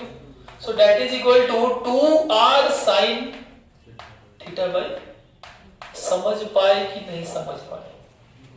अब इसको रट लेना, ये यहां से क्वेश्चन कहीं पे भी आ सकता है, नीट उट में, जेईई मेंस में आ सकता है। तो कभी भी एक सर्कुलर पाथ पे चल रहे हैं, सुनो मेरी बात है। अब क्या क्वेश्चन आ सकता है यहां से, अगर सर्कुलर पाथ पे चल रहे हैं और 1/4 ऑफ द सर्कल कवर कर रहे हैं, क्या कवर कर रहे हैं? तो अगर मैं 1/4 कवर करूंगा सर्कल की, तो ये जो थीटा की जो वैल्यू है वो कितनी हो जाएगी? 90 डिग्री हो जाएगी। अबे समझ पा रहे हो कि नहीं? तो इस कुछ भी सॉल्व नहीं करेंगे। अबे इतना क्यों दिमाग लगाए, डायरेक्ट इस फार्मूला में थीटा की वैल्यू क्या रख दो, सॉल्व हो गया, खत्म। रेडियस कुछ भी देगा। अबे नहीं समझे, मतलब कुछ भी क्वेश्चन आ जाएगा, अगर ऐसे बोल देगा कि ये वाली जो एंगल जनरेट हो रही है वो कितनी हो रही है, 120 डिग्री, और इस सर्कल की रेडियस 3 मीटर है, कितनी है? तो आंसर क्या हो जाएगी, 3 इंटू मतलब 2 इंटू 3 इंटू साइन 120/2। अरे गधेड़ो, नहीं समझ में आया? मतलब ये हमने क्या किया है, जनरलाइज किया, हमने एक थीटा एंगल पे निकाला। नहीं समझ पाए? ये पूरी की पूरी एंगल जो है वो कितनी थी, हमने थीटा एंगल पे निकाला। आर्क का निकाल लिया, याद करो, यूट्यूब पे वीडियो भी पड़ा है। आर्क का मैंने इलेक्ट्रिक फील्ड निकाला था, याद है अर्जुन? तो आर्क का निकाल लिया था, तो क्वाड का भी निकल गया था, सर्कल का भी निकल गया था, सेमी सर्कल का भी निकल गया था। तो इसीलिए हमने थीटा एंगल पे निकाल लिया है। तो कोई भी क्वेश्चन कुछ भी बोलेगा तो थीटा का वैल्यू डाल दो, निकल जाएगा सर्कल पे, समझे? रेडियस ये 2r sin θ/2 रख लो, ठीक है ना? नहीं रखना है तो मत रख लो, ये तरीका तो समझ ही गए, समझ में आ रहा? बाकी इससे कोई भी क्वेश्चन बन सकता है, कैसा भी क्वेश्चन बन जाएगा। यहाँ पे कुछ भी एंगल जनरेट होगा वो इसमें पुट करना, रेडियस कुछ भी हो सकता है, डायरेक्ट क्या निकलेगा, डिस्प्लेसमेंट निकलेगा। बोलो चमका कि नहीं चमका? नहीं चमका? नहीं समझ में आया? सो ये आई थिंक ये आपका क्लियर हो गया। चौथा जो हमारा वेरिएबल है काइनेमेटिक्स के अंदर में, वो क्या है, स्पीड। और बचपन से सुनते आ रहे हो, स्पीड का मतलब क्या होता है, डिस्टेंस बाय टाइम। तो लिख लेना, ये बचपन वाला चीज, बचपन का प्यार, जैसे सीड लिख रहा हूं, हाँ सही तो लिखा हूं। सो स्पीड जो होती है v, that is equal to क्या हो जाएगा, डिस्टेंस अपॉन क्या हो जाएगी, टाइम। लेट्स से कि हमने डिस्टेंस को कुछ s बोल दिया है या d बोल दिया है, टूट जाएगा, और टाइम को क्या बोल दिया है, t बोल दिया। तो ये हमारा स्पीड को इस तरीके से डिफाइन किया गया है। क्लास 9th में भी ये चीज आप पढ़ेंगे, बचपन से पढ़ते आ रहे, जैसे बचपन का प्यार होता है। अब देखो स्पीड के बारे में जो है वो हमको ये पता है कि ये एक स्केलर क्वांटिटी होती है। क्या होती है, स्केलर क्वांटिटी है, तो मतलब यहाँ पे डायरेक्शन की कोई भी जरूरत नहीं है। अच्छा, एक चीज और हमको पता है कि इसकी एसआई यूनिट जो होती है वो क्या हो जाती है, मीटर पर सेकेंड हो जाती है। और इसकी डायमेंशन की बात करेंगे तो इसकी डायमेंशन क्या हो जाती है, m0 l t -1, ठीक है ना? सब चीज लिखना है। अब देखो, अब इसके बाद सब इसमें आगे बढ़ते हैं, टाइप्स ऑफ स्पीड में, ठीक है ना? टाइप्स ऑफ स्पीड में बढ़ रहे हैं। देखो पहले लिखो मत, क्यों लिखने लगते हो, लिखने की कुछ भी है क्या? सो टाइप्स ऑफ स्पीड जो है, इसमें पहला जो स्पीड है वो है हमारा एवरेज स्पीड। क्या है? इसको भी एवरेज इस तरीके से हम रिप्रेजेंट कर सकते हैं। एवरेज स्पीड जो है स्टूडेंट्स वो क्या है, मान लो कि एक पार्टिकल या एक बॉडी जो है वो यहाँ है और यहाँ से वो कहाँ आ जा रही है, यहाँ ये बी पॉइंट पे आ जा रही है ए पॉइंट से, ठीक है ना, और यहाँ से यहाँ आने में इसको कितना टाइम लग रही है, टी टाइम में ए से बी आ जा रही है।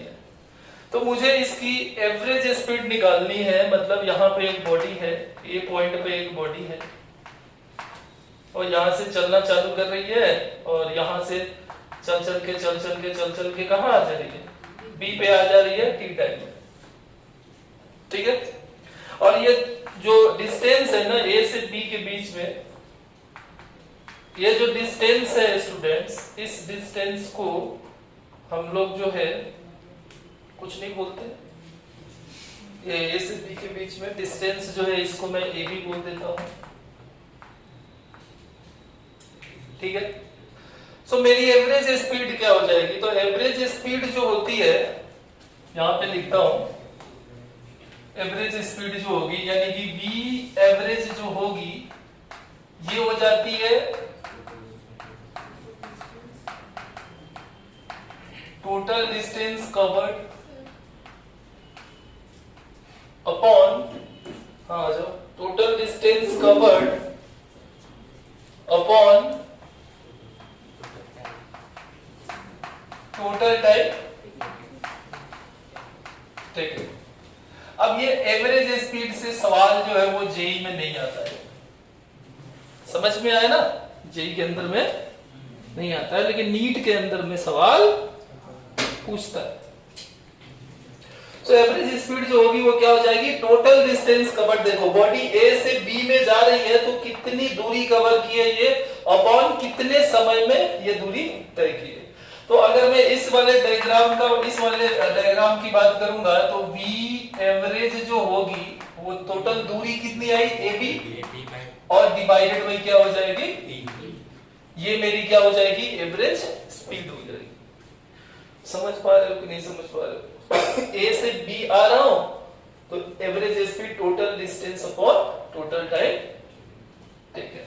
या इसको मैं और भी क्या बोल सकता हूं, लेंथ ऑफ पाथ, अरे ए से बी जो है वो क्या है, एक पाथ है कि नहीं है, तो इसको मैं ऐसे लिख सकते हैं, इसको नीचे में लिख सकता हूं, that is also equal to length of path covered upon time, ठीक है। तो ये हमारी अलग अलग तरीके से एक ही सब सारी चीजों में एक ही बात बोल रहा हूं, एवरेज स्पीड की जो हमारी है वो डेफिनेशन है। वो यहां तक क्लियर है कि नहीं क्लियर? अब मैंने एवरेज स्पीड जो है इसकी जरूरत पड़ती है, ठीक है। अब आप क्या देखते हो कि मतलब कुछ बातें मैं बताऊंगा, वेलोसिटी में कुछ एवरेज स्पीड और वेलोसिटी में कुछ रिलेशन बताऊंगा, अभी ज्यादा कुछ बता नहीं रहा हूं। दूसरा जो हमारा इंपॉर्टेंट एक पॉइंट है यहाँ पे, वो दूसरा मतलब इसका टाइप जो है वो एक होता है instantaneous speed, INSTANTANEOUS, instantaneous speed. So instantaneous speed जो होती है स्टूडेंट्स, ये क्या होती है, देखिए ए से बी में आ रहे हैं तो आपकी एवरेज स्पीड क्या हो जा रही है, लेंथ ऑफ पाथ, मतलब कितना, मतलब डिस्टेंस कवर्ड जितना भी बॉडी किया है divided by time.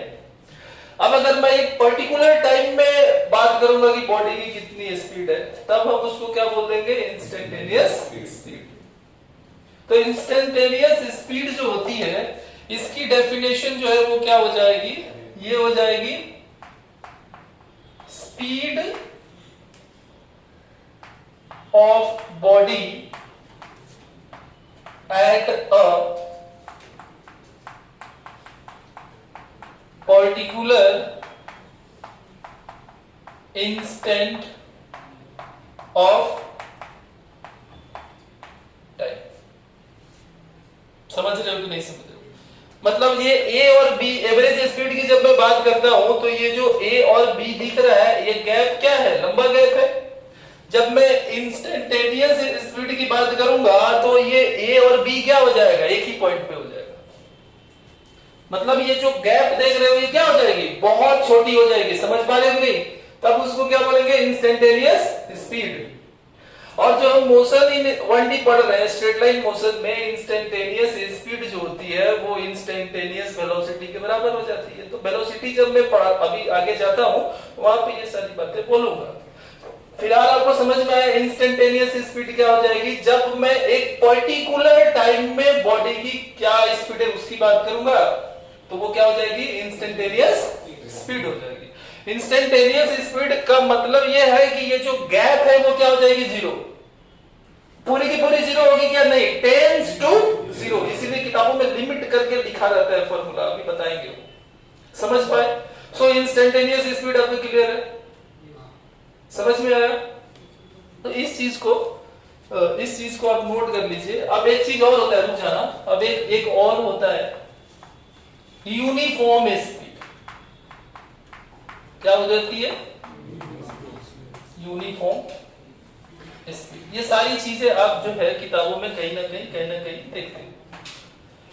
Uniform speed क्या होती है, यूनिफॉर्म स्पीड क्या हो जाती है, मान लो एक बॉडी है, एक बॉडी मान लो 2 सेकंड में जो है वो कुछ डिस्टेंस कवर कर रही है, मान लो x डिस्टेंस कवर कर रही है। फिर अगले 2 सेकंड में भी वो क्या डिस्टेंस कवर कर रही है, x डिस्टेंस ही कवर कर रही है। फिर अगले 2 सेकंड में कितना डिस्टेंस कवर कर रही है, x डिस्टेंस कवर कर रही है। तो हम क्या बोलेंगे, मतलब इसकी जो स्पीड होगी, इस तरीके की जो स्पीड होगी उसको बोलते हैं यूनिफॉर्म स्पीड। समझ में है ना? मतलब बॉडी, यहां पे बॉडी क्या करेगी, covered equal distances in equal time. समझ पा रहे हो कि नहीं समझ पा रहे हो? ये एबीसीडी सीखने के लिए बता रहा हूं, चैप्टर अभी स्टार्ट हुआ है ना, तो ये सारी बेसिक चीजें हैं जो बता रहा हूं। सो यूनिफॉर्म स्पीड का मतलब उसी तरीके से आएगा, क्या आगे नहीं बताऊंगा, यूनिफॉर्म वेलोसिटी। तो वेलोसिटी में डिस्प्लेसमेंट बाय टाइम हो जाता है, समझ में है ना? तो इसमें क्या हो जाएगा कि बॉडी क्या करेगी, इक्वल डिस्प्लेसमेंट इक्वल टाइम में कवर करेगी, तो वो क्या हो जाएगी, यूनिफॉर्म वेलोसिटी। यूनिफॉर्म स्पीड में क्या हो जा रही है, इक्वल डिस्टेंस इक्वल टाइम में कवर कर रही है बॉडी। बोलो क्लियर है कि नहीं क्लियर है? तो ये यूनिफॉर्म स्पीड क्या हो गया, क्लियर हो गया। अब ये इंस्टेंटेनियस स्पीड क्या हो जाता है, बॉडी की speed at a particular time. 5 second में, मतलब 5 सेकंड टाइम जो है 5 सेकंड, उसमें बॉडी की क्या स्पीड है, that is called what, instantaneous speed. और एवरेज का मतलब तो जानते हो क्या, total distance covered by total time. ठीक है ना, क्लियर? बेसिक चीजें हैं, 9-10 की चीजें, क्लियर हो गया? अब एक होती है वेरिएबल स्पीड, एक और क्या हो जाएगी, वेरिएबल स्पीड क्या हो जाती है। तो बॉडी जो होगी 1 सेकेंड में मान लो 2 मीटर गई, फिर 1 से 2 सेकेंड जो है, मतलब 1 सेकेंड हो रहा है, 1 से 2 सेकेंड फिर से मतलब हो रहा है, तो उसमें कितनी चली गई, 5 मीटर चली गई। तो ऐसे स्पीड बॉडी की जो उस समय में जो स्पीड ऐसे होती है उसको क्या बोलते हैं, वेरिएबल स्पीड बोलते हैं। समझ पाए कि नहीं समझ पाए? सो वेरिएबल स्पीड क्या हो जाएगी, body cover unequal distances in equal time interval. समझ पाए कि नहीं समझे? Body covered unequal distances in equal time interval. बोलो चमका कि नहीं चमका? ये तो स्पीड का जो खेला होता है वो यही होता है, और ये खेला जो है वो ऑलरेडी आप जानते थे, खेले हुए थे। बोलो क्लियर है कि नहीं क्लियर है? ये चीज क्लियर है? तो अब आप इसको नोट करोगे, फिर आगे हम पढ़ेंगे, ठीक है? चलिए छाप लीजिए। सो देखो स्टूडेंट्स, अब फिफ्थ हमारा जो वेरिएबल है काइनेमेटिक्स के वो क्या है, वेलोसिटी। और वेलोसिटी एक ऐसा टर्म है जो सबसे ज्यादा फिजिक्स के अंदर में यूज होता है। नहीं, तुम जानते भी हो वेलोसिटी के बारे में सब कुछ। तो वेलोसिटी की पहली बात इसमें क्या हो जाती है कि वेलोसिटी जो होती है वो एक वेक्टर क्वांटिटी है, ठीक है ना। It is a vector quantity. सबसे पहले लिखिए ना मत, मैं पहले बता देता हूं। It is a vector quantity. तो जब भी वेक्टर क्वांटिटी की बात होती है स्टूडेंट्स, तो वहां पे डायरेक्शन आ जाता है, ठीक है ना। स्पीड में डायरेक्शन नहीं आएगा। तो वेलोसिटी को हम डिफाइन कैसे कर सकते हैं, स्पीड विथ डायरेक्शन। सीधे शब्दों में वेलोसिटी के बारे में बोला जाए तो वेलोसिटी क्या होती है, स्पीड विथ डायरेक्शन। स्पीड का डायरेक्शन कंसीडर कर लेंगे, ठीक है ना। या टेक्निकल वर्ड में अगर बोला जाए, वेलोसिटी की डेफिनेशन दिया जाए तो rate of change of position vector with respect to time, ठीक है ना। सो वेलोसिटी क्या हो जाती है, लिखना मत, velocity is rate of change of position vector. पता है कि नहीं, rate of change of position, ठीक है ना, या position vector with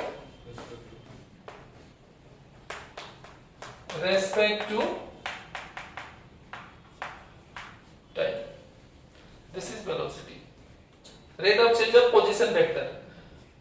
position vector समझ रहे हो ना, या ऐसे भी बोल सकते थे कि rate of change of position with respect to time in a particular direction. समझ में ना, मैंने वेक्टर लगा दिया तो डायरेक्शन तो वहां पे होगा ही होगा, ठीक है ना। या वेलोसिटी को ऐसा भी बोल सकते हैं, स्पीड विथ डायरेक्शन। वेलोसिटी को और भी हम क्या बोल सकते हैं, स्पीड विथ डायरेक्शन, ठीक है ना। अब देखो स्टूडेंट्स, ये जो वेलोसिटी होती है, यहाँ पे सिंपल शब्दों में वेलोसिटी सबसे पहले वेक्टर है और इसकी भी यूनिट लिख लेते हैं। इसकी भी ऐसा यूनिट वही हो जाती है, मीटर पर सेकेंड, और इसकी भी वही डायमेंशन हो जाती है, LT इनवर्स 1, ठीक है। अब इसके बाद इसमें हम क्या देखते हैं, टाइप्स ऑफ वेलोसिटी। सो पहली जो वेलोसिटी जो है वो क्या है, एवरेज वेलोसिटी। क्या है, एवरेज वेलोसिटी। एवरेज वेलोसिटी को हम v एवरेज, या आप ऐसे भी रिप्रेजेंट कर सकते हो, और या फिर मैं इसकी मैग्नीट्यूड की बात कर रहा हूं, और या फिर इसको कैसे लिख सकते हो, तो डायरेक्ट v एवरेज ऐसे आप लिख सकते हो। अब इसको डायरेक्शन, मतलब वेक्टर है तो इसको डायरेक्शन दे देंगे। समझ में आया कि नहीं आया, नहीं समझे? तो बेटर होगा कि डायरेक्ट हम ऐसे ही लिखेंगे, ये वाला v एवरेज ऐसे लिखेंगे। एवरेज वेलोसिटी क्या हो जाती है, देखो सेम चीज है। मान लो कि एक बॉडी है और मान लो ये कार है,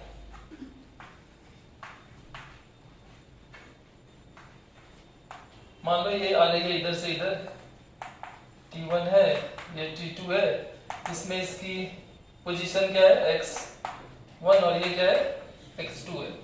तो इसकी एवरेज वेलोसिटी क्या हो जाएगी, मतलब v एवरेज जो होगी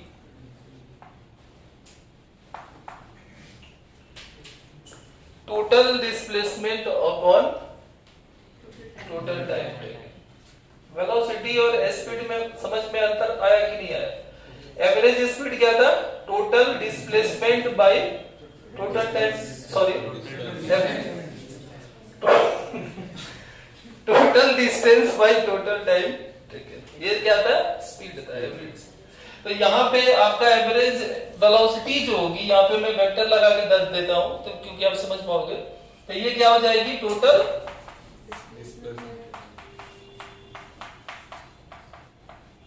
displacement divided by total time.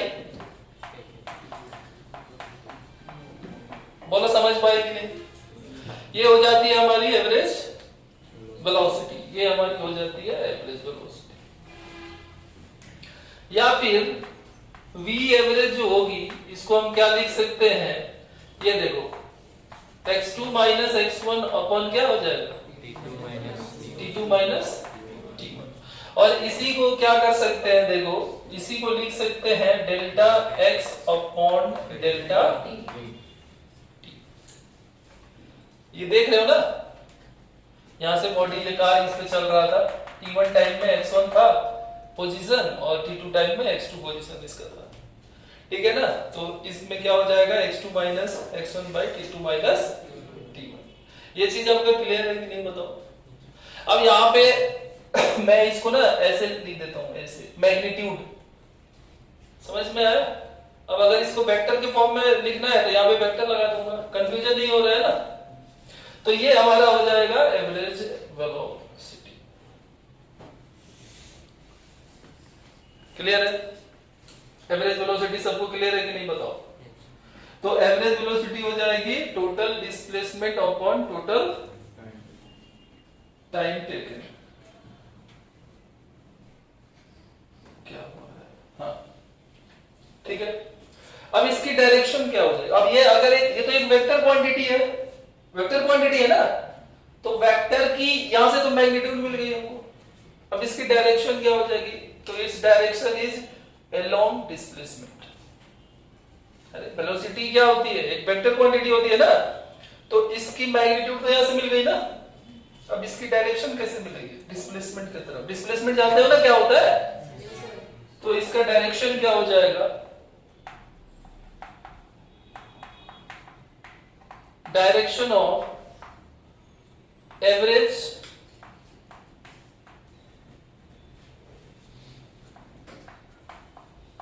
velocity is along what?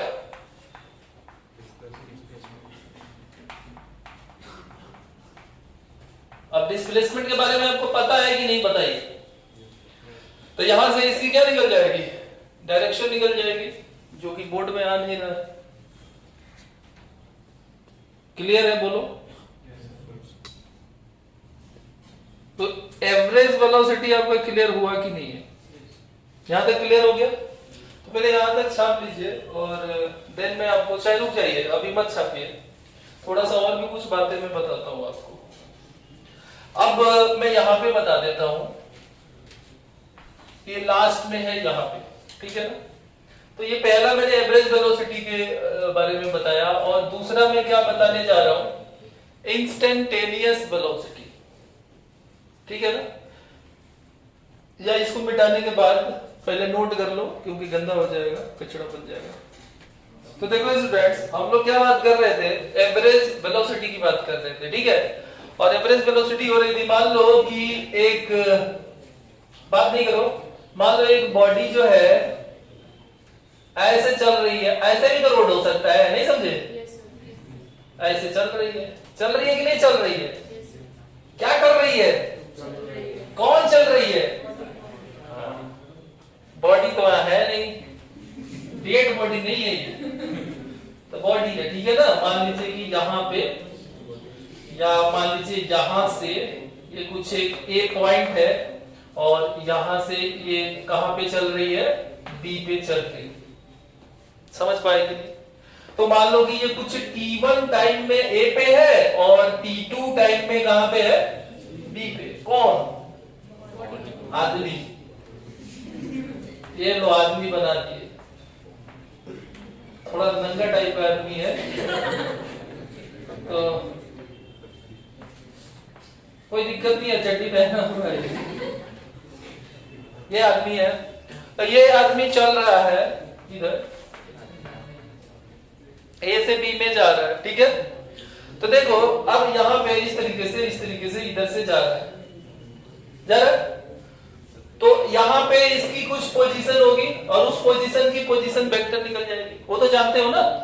तो मान लेते हैं कि यहाँ पे कुछ ये तुम्हारा ये x1 इसकी पोजीशन है और यहाँ पे क्या है x2 पोजीशन है, अभी अभी बताया ये सब। तो मैं अगर बात करूंगा इसकी एवरेज वेलोसिटी की, किसकी बात करूंगा, v एवरेज की बात करूंगा, तो उसकी मैग्नीट्यूड जो है वो कैसे निकल जाती है, x2 minus x1 upon t2 minus t1, ठीक है ना, and that is also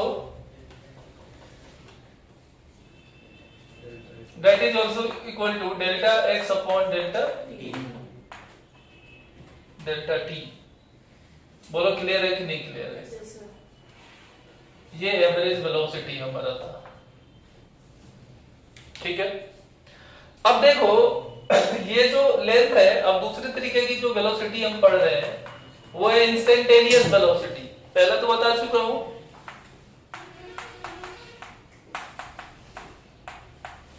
instantaneous velocity. So instantaneous velocity जो होगी इसको v इंस्टेंटेनियस ऐसे रिप्रेजेंट करेंगे, ठीक है ना, इंस्टेंटेनियस वेलोसिटी। तो इंस्टेंटेनियस वेलोसिटी जो होती है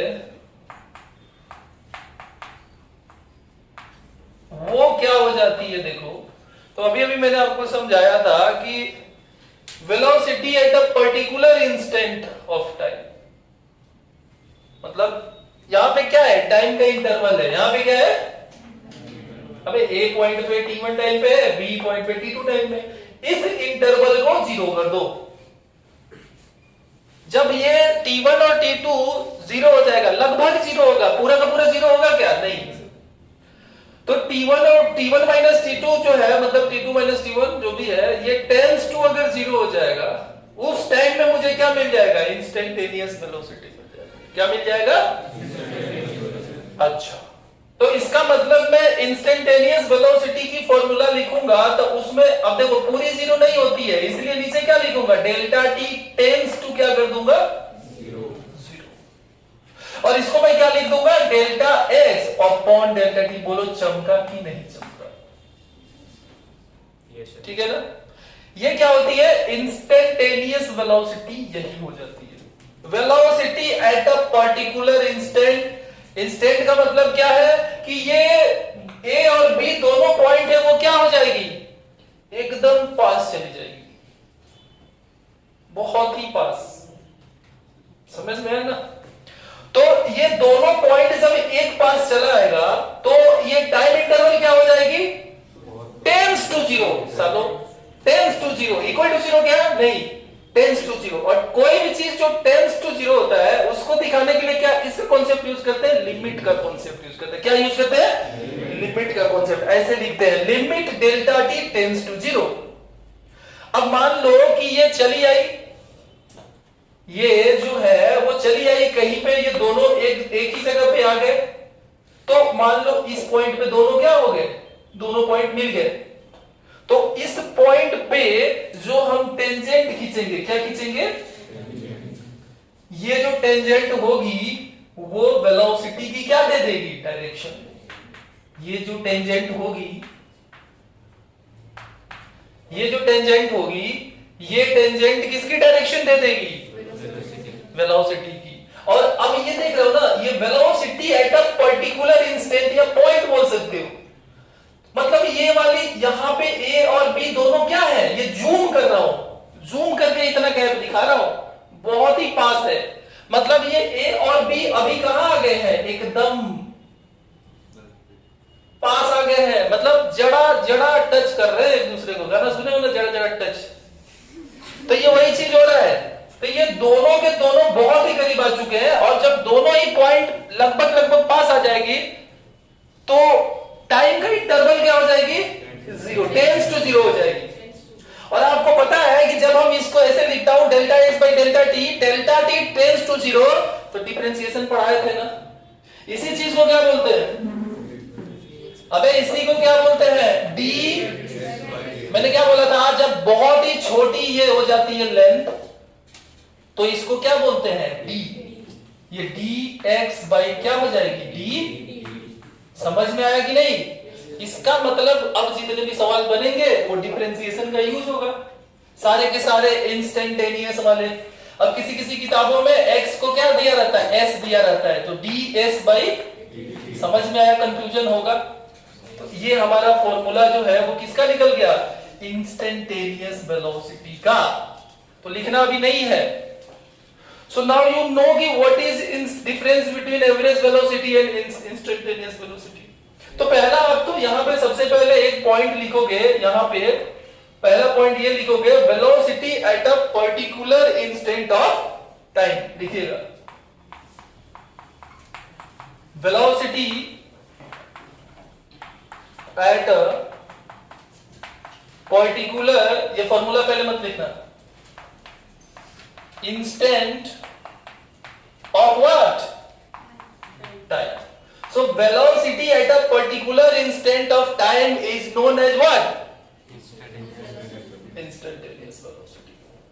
समझ पा रहे हो कि नहीं समझ पा रहे, ठीक है ना। अब आपको एक चीज और मैं बताता हूं, इंस्टेंटेनियस वेलोसिटी की डायरेक्शन कौन देती है, उस पॉइंट पे टेंजेंट। जिस पॉइंट पे आप वो निकालते हो इंस्टेंटेनियस वेलोसिटी, उस पॉइंट पे एक टेंजेंट ड्रॉ कर दो, that tangent will give the direction of what, velocity at that point. समझ में आया कि नहीं आया, नहीं समझ में आया, ओके। अब मुझे एक बात बताओ, देखो हम यहाँ पे मोशन क्या पढ़ रहे हैं, स्ट्रेट लाइन का बात कर रहे हैं, स्ट्रेट पाथ में बॉडी होगी। तो जनरली आप यहाँ पे क्या देख रहे हो कि v इंस्टेंटेनियस, मतलब इंस्टेंटेनियस क्या है, speed, that is equal to v instantaneous. अब इसमें वेक्टर लगा दिया, देखो v के ऊपर जब वेक्टर लग जाता है तो वो क्या हो जाता है, इंस्टेंटेनियस वेलोसिटी। कुछ भी नहीं लगाया तो इंस्टेंटेनियस स्पीड। ये दोनों किसके लिए बराबर होता है, for motion in what, 1d, motion in 1d। समझ में आया कि नहीं आया, इंस्टेंटेनियस वेलोसिटी और इंस्टेंटेनियस स्पीड जो होगी वो दोनों क्या हो जाएगी, मोशन इन 1d में समान आ जाएगी। मैग्नीट्यूड जो है इनकी दोनों की सेम आएगी। दोनों ही कैसे निकलेगा, dx/dt। कैसे निकल जाएगा, dx/dt या ds/dt। समझ में आया कि नहीं आया। अच्छा, अब एक चीज और मैं तुमको यहाँ पे बताने जा रहा हूं, ठीक है ना, ऊपर में बता देता हूं। मुझे एक बात बताओ, एवरेज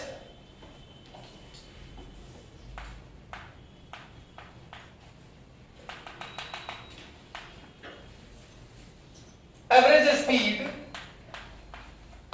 greater than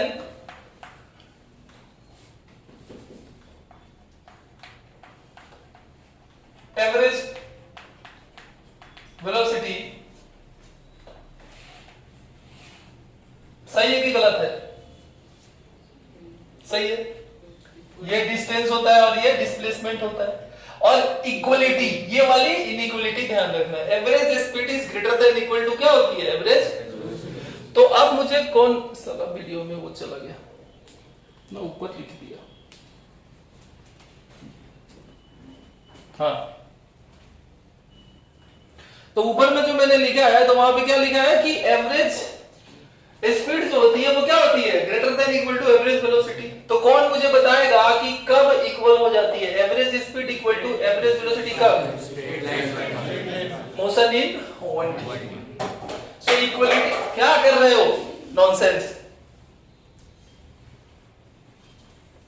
सो यहां पे equality holds when what, motion in 1d। एक स्ट्रेट लाइन में वन डायमेंशन में अगर जब मोशन होगी तो उस केस में इक्वलिटी जो होती है वो क्या होती है, होल्ड करेगी। बोलो समझ में आया कि नहीं आया ये चीज, ये चीज क्लियर हुआ, बोलो जल्दी, क्लियर है, ठीक है। तो ये एक पॉइंट होगा आपका। ये पॉइंट के बाद से देखो, मतलब पहले आपको क्या करना था इसमें, ये पहला पॉइंट था, ये पहला पॉइंट था, फिर ये दूसरा पॉइंट था, या इसको दो लिखे थे ना, इसको ए बी सी मत करना तुम, ऐसे एरो बना के लिखना। ये तीसरा है, और ये तो पहले आप इसके नीचे जो लिखा है लिख लेना, सही है। फॉर्मूला के बाद ये सारे पॉइंट्स लिखना। अब एक चौथा पॉइंट लास्ट जो है वो यहाँ पे क्या है, वो ये है स्टूडेंट्स कि मुझे एक बात बताओ, क्या एवरेज वेलोसिटी कभी जीरो हो सकती है? क्या एवरेज वेलोसिटी कभी जीरो हो सकती है? बॉडी अगर मोशन में है तो क्या एवरेज वेलोसिटी जीरो हो सकती है? कहां जीरो हो सकती है? Circular motion. जब एक बॉडी एक सर्कल पे चल रही है तो देखो ये बॉडी जो है अगर एक सर्कल पे चल रही है, मान लो ए पॉइंट से चल रही है सर्कुलर मोशन, तो यहां पे चल के यहीं पे पॉइंट पे आ जाएगी, तो जहां से चल रही है फाइनल इनिशियल पॉइंट सेम हो गया, तो डिस्प्लेसमेंट क्या हो गई? जीरो। तो इसका मतलब कि v एवरेज वेलोसिटी यहां पे क्या हो गई? जीरो। क्यों? क्योंकि नेट डिस्प्लेसमेंट यहां पे क्या हो रही है? जीरो हो रही है। और क्या यहां पे v एवरेज मतलब एवरेज स्पीड जो है वो जीरो होगी? समझ में आया कि नहीं आया? तो कभी भी बॉडी अगर मोशन में है तो क्या उसकी एवरेज स्पीड कभी जीरो होगी? कभी नहीं, नेवर। लेकिन अगर बॉडी मोशन में है तो उसकी एवरेज वेलोसिटी जीरो हो सकती है क्या? हाँ। और उसका एग्जांपल क्या है? मतलब डिस्प्लेसमेंट जीरो हो सकता है, क्योंकि देखो कैसे, बॉडी अगर यहां से चल रहा है यहीं पे आ गया तो इनिशियल और फाइनल पॉइंट मिल गया ना। अबे तो लेंथ ऑफ डिस्प्लेसमेंट वेक्टर क्या हो गया? जीरो। समझ में आया ना? तो इसीलिए यहां पे एवरेज वेलोसिटी जीरो हो रही है बट एवरेज स्पीड जीरो नहीं हो रही है। अब यहां पे अगर स्पीड एवरेज स्पीड निकालोगे तो स्पीड यहां पे ये पूरी की पूरी सर्कमफेरेंस 2 पाई आर हो जाती है, तो डिस्टेंस कितनी हो गई? 2 पाई आर, और जो इतनी टाइम लगेगी। समझ पाए कि नहीं समझ पाए? तो ये सर्कुलर मोशन होता है। ये वाला जो केस है वो सर्कुलर मोशन है। तो सर्कुलर मोशन के केस में ये 4 पॉइंट जो लिखाए हो ये सारा चीज आप लिख लीजिए इंस्टेंटेनियस वेलोसिटी के अंदर में, और इसी के साथ ये वेलोसिटी का सारा कॉन्सेप्ट आपको मैं बता दिया। तो यहां तक आप नोट कीजिए। सो देखो स्टूडेंट्स, यहाँ पे एक क्वेश्चन है नीट 2011 का, एवरेज स्पीड से रिलेटेड बहुत ही छोटा सा क्वेश्चन है। बोल रहा है कि एक पार्टिकल है जो चल रही है कहां से चल रही है? मान लो ए से बी में जा रही है, तो ए से बी के बीच में आधा जो है वो क्या है? कहीं पे मान लो सी है, ये हाफ डिस्टेंस है, सी जो है वो क्या है? आधा है, ए बी का आधा है। ठीक है, तो मान लेते हैं कि जो टोटल इसकी जो टोटल ये जो दूरी है, ये दूरी क्या है? 2s है। क्या है? 2s है। तो a से c क्या हो जाएगी? s, और c से b कितनी हो जाएगी? s हो जाएगी। ठीक है ना? So let total distance is 2s। हमने यहाँ पे सबसे पहले जो है वो क्या माना है? Let total distance equal to क्या है? 2s। अब क्या बोल रहा है कि बॉडी A से B को जा रही है और A से B को जा रही है, तो हाफ जो स्पीड कवर कर रही है ये किस स्पीड से कर रही है? हाफ डिस्टेंस v1 स्पीड से कवर कर रही है, और सेकेंड हाफ जो है वो किससे कवर कर रही है? v2 स्पीड से कवर कर रही है। तो देखो अपने को इतना तो पता है कि A से C जो हाफ डिस्टेंस है वो v1 स्पीड से कर रही है, तो कुछ ना कुछ ये t1 टाइम में कर रही होगी कि नहीं कर रही होगी? तो अगर हम निकालेंगे स्पीड बराबर डिस्टेंस बाई टाइम होती है, ठीक है ना? तो टाइम बराबर क्या हो जाएगी? टाइम बराबर क्या हो जाएगी? बोलो, डिस्टेंस बाई। तो अब यहां से यहां तक की डिस्टेंस कितनी है? s, और बाई स्पीड कितनी है? v1। तो a से c जाने में बॉडी को कितनी टाइम लगी? बोलो, t1, और वो s बाई v1 हो गई। नहीं जानते हो, बचपन में ये सब करे हुए हो। अब ध्यान से देखो, C से B को T जा रही है तो उसकी स्पीड v2 क्वेश्चन बोल रही है, और इसकी दूरी कितनी दे रही है? s। तो अगेन मान लेते हैं कि ये t2 टाइम लगा रही है कहां से? C से B जाने में। तो ये टाइम कितनी हो जाएगी? तो टाइम बराबर क्या हो जाती है? Distance by speed. तो डिस्टेंस यहां से यहां तक कितनी है? s, और स्पीड कितनी है? v2। समझ पाए कि नहीं समझ पाए? अब अपने को क्या बताना है कि यहां पे एवरेज स्पीड इसकी कंप्लीट जर्नी में कितनी हो रही है? तो कंप्लीट जर्नी क्या है? A से लेके बी। तो आपको पता है कि एवरेज स्पीड जो होती है, मैंने आपको बताया था एवरेज स्पीड बराबर total distance covered divided by क्या हो जाता है, टोटल टाइम टेकन। ये मैं समझा रहा हूं, बेसिक समझा रहा हूं, इसलिए मैं कभी भी समझाते समय टाइम नहीं देखता हूं कितना लग रहा है, क्योंकि आपको थोड़ा चमक जाना चाहिए, क्योंकि सारे बच्चे वैसे ही नहीं होते आईआईटी लेवल वाले। सो वी एवरेज सबको समझ में आना चाहिए। So we average total distance कितना हो जाएगा, देखो तो टोटल डिस्टेंस कितना माना था 2s, तो ये हो जाएगी 2s और डिवाइडेड बाई टोटल टाइम कितनी लगेगी, तो a से c तक t1 और c से b तक कितनी हो जाएगी t2, तो ये कुछ 2s और डिवाइडेड बाई ये t1 की वैल्यू मैंने क्या निकाली थी, ये क्या निकाली थी s by v1 और प्लस s by v2। अब देखो यहां से s सब कटी कि नहीं कटी, अब इसको सॉल्व कर लोगे तो v1 v2 और v1 प्लस v2 और ये ऊपर चली जाएगी, तो ये क्या निकल जाएगी बताओ, यानी कि v average equal to 2v1 v2 divided by क्या हो जाएगी v1 प्लस v2। बोलो समझ में आया कि नहीं आया, ये चीज नहीं समझ में आया?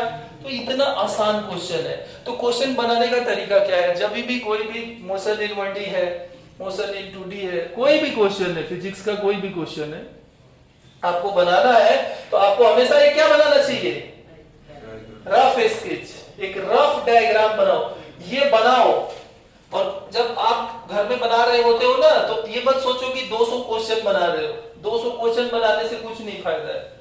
अगर तुम 30 क्वेश्चन भी बनाते हो लेकिन समझ के बनाते हो, पोस्टमार्टम करके बनाते हो, तो तुमको इतना नॉलेज हो जाएगा कि आप नॉर्मल लेवल के जो एग्जाम होते हैं, जैसे नीट का एग्जाम होता है, जे मेंस का एग्जाम होता है, या +2 का आपका बोर्ड का एग्जाम, ये सब में अच्छा कर लोगे। एनडीए का एग्जाम, ये सब निकालने के लिए बहुत कुछ नहीं आपको मेहनत करना पड़ेगा, ठीक है ना, समझे कि नहीं?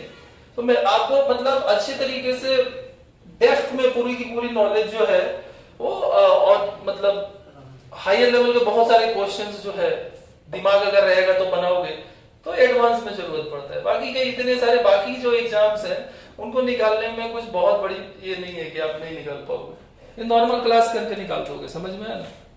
बट पूरा का पूरा 2 साल का पढ़ाई करोगे तब एक सिलेबस का एक पॉइंट भी नहीं छूटना चाहिए। वही कंपटीशन में सेलेक्ट होता है जो पूरा 100 का 100% सिलेबस को क्या करता है, पढ़ाई कवर करता है और 4 बार रिवीजन करता है।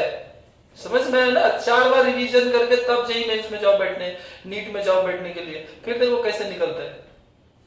समझ में है ना? तो पता चलता है एक बार भी नहीं कवर होता है, 30% छूट गया, 20% छूट गया, तो कैसे निकलेगा? समझ में आया कि नहीं? तो इसको आप छाप लीजिए। देखो स्टूडेंट्स, नेक्स्ट क्वेश्चन हमारा क्या है, देखो ये भी मतलब अभी इससे ज्यादा कुछ क्वेश्चन नहीं आएगा। एवरेज वेलोसिटी, एवरेज स्पीड, ये सब क्वेश्चन बहुत सारे बना के टाइम बर्बाद करते हैं बच्चे, जरूरत नहीं है। यहाँ पे देखो क्या बोल रहा है, एक आदमी है जो आधा डिस्टेंस v स्पीड से कवर करता है। मैं बार बार बोलता हूं ना कि समझा करो। देखो ये क्या है, आदमी है और मान लो कि ये डिस्टेंस जो है a और b है। a और b जो है वो दोनों के बीच की दूरी क्या मान लेते हैं, 2d मान लेते हैं। टोटल ये जो दूरी है वो कितनी है, 2d है। अब बोलता है कि इसमें से हाफ डिस्टेंस, तो हाफ डिस्टेंस क्या है, d। तो d डिस्टेंस जो है वो v वेलोसिटी से कवर कर रहा है। इसकी वेलोसिटी कितनी है, v। और ये आधा डिस्टेंस ले आया, तो मान लेते हैं कि यहाँ पे टाइम इसकी क्या है, t1 है, ठीक है। और क्या बोलता है कि रिमेनिंग हाफ, अब यहां से यहां तक जो हाफ डिस्टेंस है, ये जो d है, ये जो डिस्टेंस कवर करता है with speed v1 and v2 for equal time interval. मतलब कि ये जो है ये भी t है और ये भी क्या है, t है। मतलब इसमें से जो आधा बचा हुआ है, ये आधा जो डिस्टेंस बचा हुआ है, समझ रहे हो कि नहीं, इसमें से जो आधा है वो भी t टाइम में और इसका जो आधा है वो भी t टाइम में जाए। और यहाँ पे क्या बोल रहा है कि ये जो आधा जा रहा है ना, देखो ये जो आधा जा रहा है, यहाँ पे वेलोसिटी क्या है v1 और यहाँ पे वेलोसिटी क्या है v2। समझ पा रहे हो कि नहीं? ये तुमको समझ में आया, टी और ये टी। तो टोटल टाइम की अगर मैं बात करूंगा, देखो v एवरेज जो होगी वो क्या हो जाती है, टोटल डिस्टेंस, समझ में आया ना। तो टोटल डिस्टेंस क्या हो जाएगी 2d और divided by total time. Total time कितनी है t1, टोटल टाइम कितनी है यहां से यहां तक t1 और प्लस यहां से यहां तक t और t कितना हो जाएगा 2t। अबे यहां से यहां 2t हो रहा है ना, क्योंकि इक्वल टाइम इंटरवल में v1 v2 स्पीड से जा रहा है। तो ये प्लस क्या हो जाएगा 2t। बोलो ये चमका कि नहीं चमका, पहले मुझे बताओ। ये क्या होता है एवरेज स्पीड, और एवरेज स्पीड होता है total distance by total time taken.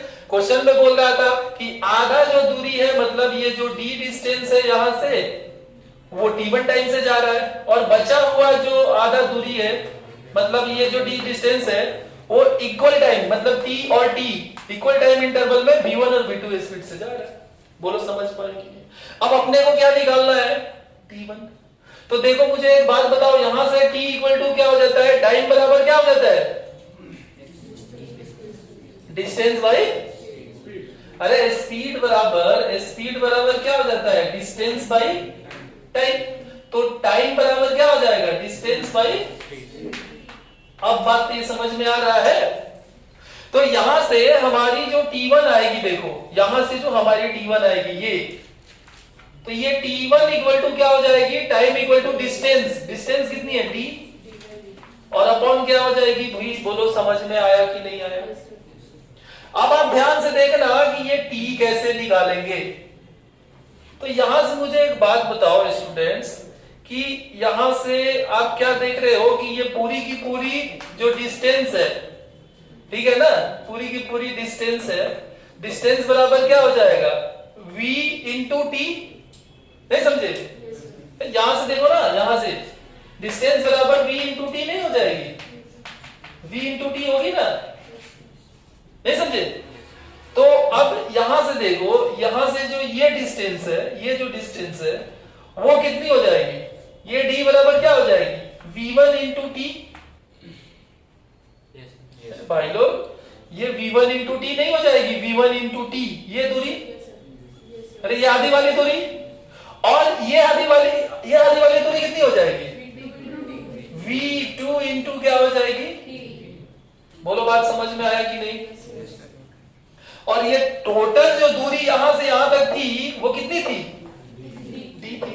तभी तो मैंने बोला डिस्टेंस बराबर क्या हो रही थी स्पीड इंटू टाइम। अब ध्यान से देखो, यहां से ध्यान से देखो, मुझे क्या करना है, मुझे t निकालना है, इसलिए ये काम कर रहा हूं। यहां से t क्या हो जाएगी, यहां से t को कॉमन करोगे तो v1 प्लस v2 और इक्वल टू क्या हो जाएगी d, यानी कि t की वैल्यू क्या हो जाएगी d अपॉन v1 प्लस।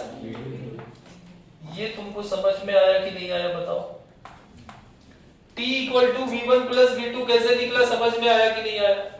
अब क्या करोगे, इस t को यहां पे डाल दोगे, और यहां पे जो t1 निकली है उसको यहां पे डाल दोगे, तुम्हारी आंसर आ जाएगी। तो ये डालो और डाल के कैलकुलेट करो, ठीक है ना। तो जब इसको डाल के कैलकुलेट करोगे तो तुम्हारी आंसर आ जाएगी, बताओ मुझे कितनी आ जाएगी। तो v एवरेज जो है 2 क्या आ जाएगी 2v into v1 plus v2 divided by v1 plus v2 plus v की 2v, v1 plus v2 plus 2v की v, देखो अरे 2v होगा यार, 2v होगा।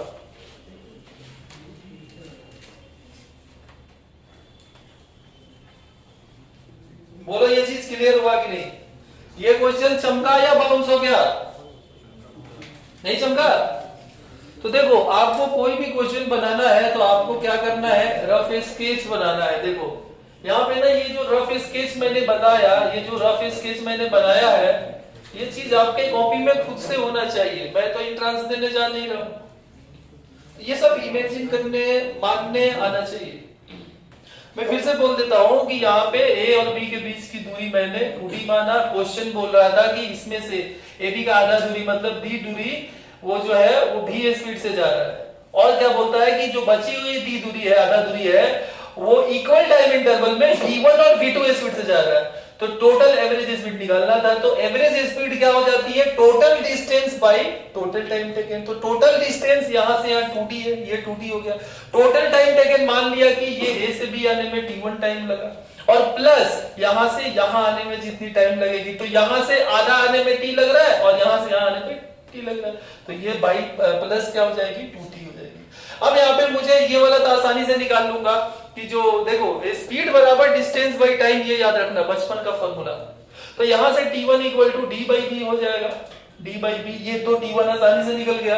अब ये t2 कैसे निकालेंगे, ये t कैसे निकालेंगे, तो कैसे निकाला बताओ, ऐसे निकाला। ये पूरी की पूरी दूरी कितनी है, d, तो दूरी बराबर क्या हो जाती है, स्पीड इनटू वेलोसिटी। पूरी की पूरी है यहां से d, तो यहां से ये वाली दूरी जो है d by 2 plus d by 2t होगा, तो ये वाली दूरी क्या हो जाएगी, v1 इंटू t, और प्लस ये क्या हो जाएगी, v2 इंटू t। ये समझ में आया क्यों किया। अब यहां से मैं क्या करूंगा, तो यहां से मैं t निकाल लूंगा, क्योंकि यहां पे t डाल दूंगा और t1 यहां से डाल दूंगा, फिर ये एवरेज स्पीड निकल जाएगा। बोलो समझ पाए कि नहीं समझ पाए, नहीं समझ पाए, नहीं समझ पाए। तो इस तरीके से एवरेज स्पीड से रिलेटेड क्वेश्चन जो है वो आते हैं। और बोला ना कि ये सब, ये मत सोचो कि ये सब आईआईटी में पूछ देगा, सब आईआईटी वाले पागल नहीं। सो क्लियर हो गया, बोलो। आई थिंक सबका क्लियर हुआ कि नहीं, बोलो।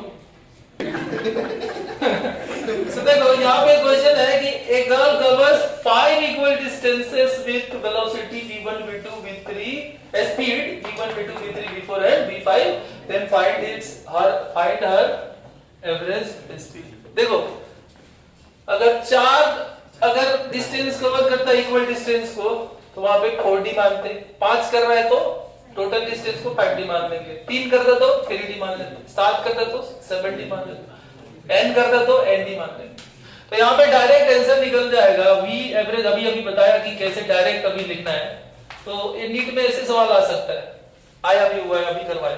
तो v average equal to direct देखो 5 इक्वल डिस्टेंसेस है, तो 5 और डिवाइडेड बाई जितनी भी यहाँ पे वेलोसिटी दी हुई है, ये क्या हो जाएगी, 1 by v1 plus 1 by v2 plus 1 by v3 plus 1 by v4 plus क्या हो जाएगा 1 बाई, ये तुम्हारा क्या हो जाएगा। अब ये जानना चाहते हो कि ये कैसे हो गया, तो एवरेज जो ये वेलोसिटी सॉरी स्पीड होती है वो क्या होती है, total distance.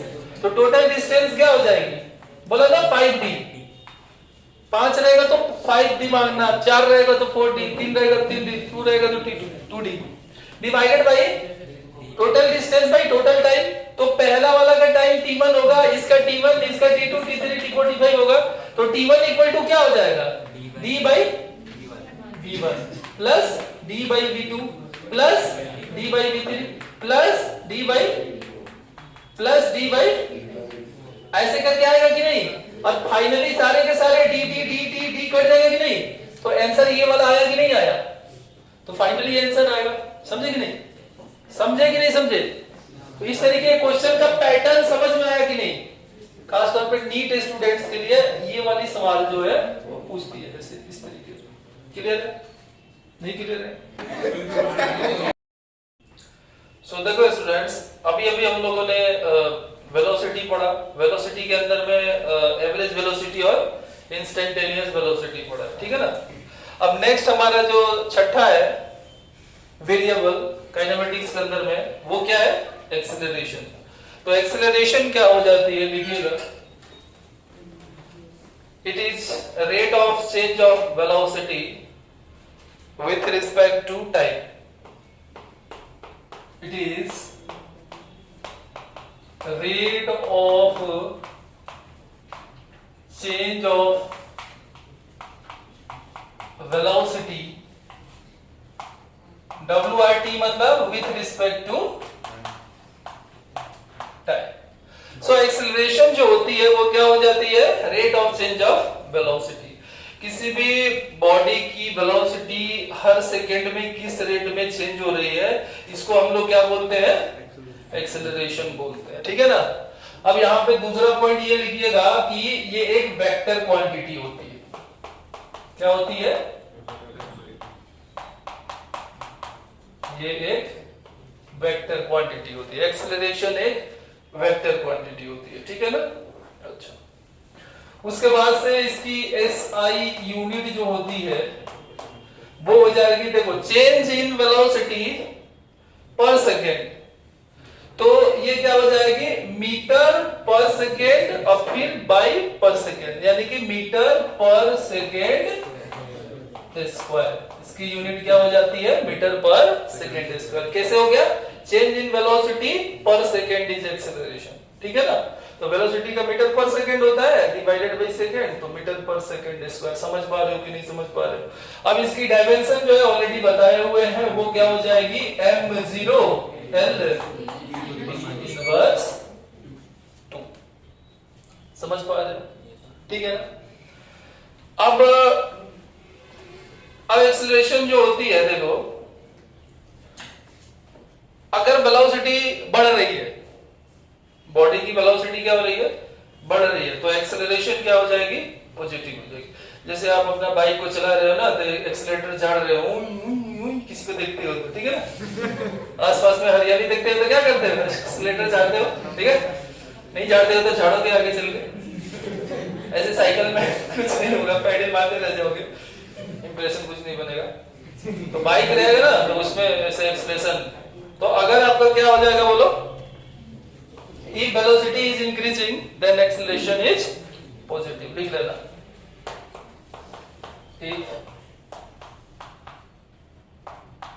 velocity is positive, positive का मतलब इंक्रीजिंग, ऐसे लिख लो, increasing. if velocity is increasing को ऐसे लिखते हैं, देखो एरो बना के ऊपर, then एक्सेलरेशन इज क्या हो जाएगी, पॉजिटिव एक्सेलरेशन हो जाएगी। और अगर वेलोसिटी डिक्रीज हो रही है, ठीक है ना, अगेन तुमने हरियाली देखा है, लेकिन पहले से हरियाली देखा हुआ है, तो अगेन क्या करोगे, गाड़ी को, एक्सीलरेटर को कम करोगे, ब्रेक को मारोगे ना, तो वेलोसिटी क्या होगी, कम हो रही है। तो वहां पे क्या हो रहा है, यहां पे भी वेलोसिटी चेंज हो रही है, लेकिन क्या हो रही है, कम हो रही है। समझ में ना, तो इसको क्या बोलते हैं, डी एक्सेलरेशन। सो ये क्या हो जाएगा, if velocity is decreasing then acceleration is negative.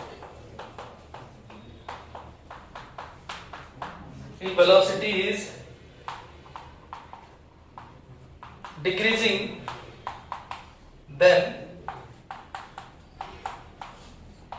Acceleration is what, negative. Negative acceleration का नाम होता है डी एक्सेलरेशन। तो किसी क्वेश्चन में डी एक्सेलरेशन दिया रहेगा तो कंफ्यूज होगे क्या, डी एक्सेलरेशन भी क्या है, एक्सेलरेशन ही है, बट यहां पे क्या हो रही है, वेलोसिटी क्या हो रही है, डिक्रीज हो रही है। मतलब अचानक से हरियाली तुम्हारे सामने आ गया, तो तुमने क्या किया है, ब्रेक मार दिया, एक्सीलरेटर कम कर दिया, वेलोसिटी क्या हो गई, डिक्रीज हो गई। तो इसको डी एक्सेलरेशन बोलते हैं, ठीक है ना। या इसको और क्या बोलते हैं, रिटार्डेशन, ठीक है ना, तो वो भी लिख लो, इसका एक और नाम होता है रिटार्डेशन। डी एक्सेलरेशन या रिटार्डेशन, रिटार्डेशन, डी एक्सेलरेशन या रिटार्डेशन। तो acceleration, D acceleration, retardation, I think ये चीजें क्लियर है आपको, ठीक है ना। अच्छा, अब देखो इसकी टाइप्स को थोड़ा सा हम देख लेते हैं, इसकी टाइप्स। तो इसकी टाइप्स में जो है वो पहला वही है, जैसे मान लो कि है, ये हमारा गाड़ी है, ये हमारा गाड़ी है और ये हम है, और यहाँ पे मास्टरगिरी हो रही है, समझे। ये T1 टाइम में यहाँ पे है और T2 टाइम में यहाँ पे। तो अगर मेरी थोड़ा चक्का बना दे अच्छा से, तो मेरी एवरेज एक्सेलरेशन, बोला था ना, जैसे एवरेज वेलोसिटी हो रही थी, समझ में आ रहा है, दो ही तरीके का एक्सेलरेशन निकालने के लिए आएगा। तो एक आएगा एवरेज एक्सेलरेशन। तो एवरेज एक्सेलरेशन जो हो जाएगी ए एवरेज है तेरी एवरेज एक्सेलरेशन, तो वो क्या हो जाएगी change in velocity. So that is क्या हो जाएगी v2 minus v1 by t2 minus. समझ पा रहे हो कि नहीं समझ पा रहे? Change in velocity by time change in. इसी चीज को हम क्या लिख सकते हैं बताइए? That is equal to delta v upon delta. बोलो समझ में आया कि नहीं आया? तो एक इससे न्यूमेरिकल बनेगा आपका एवरेज एक्सेलरेशन।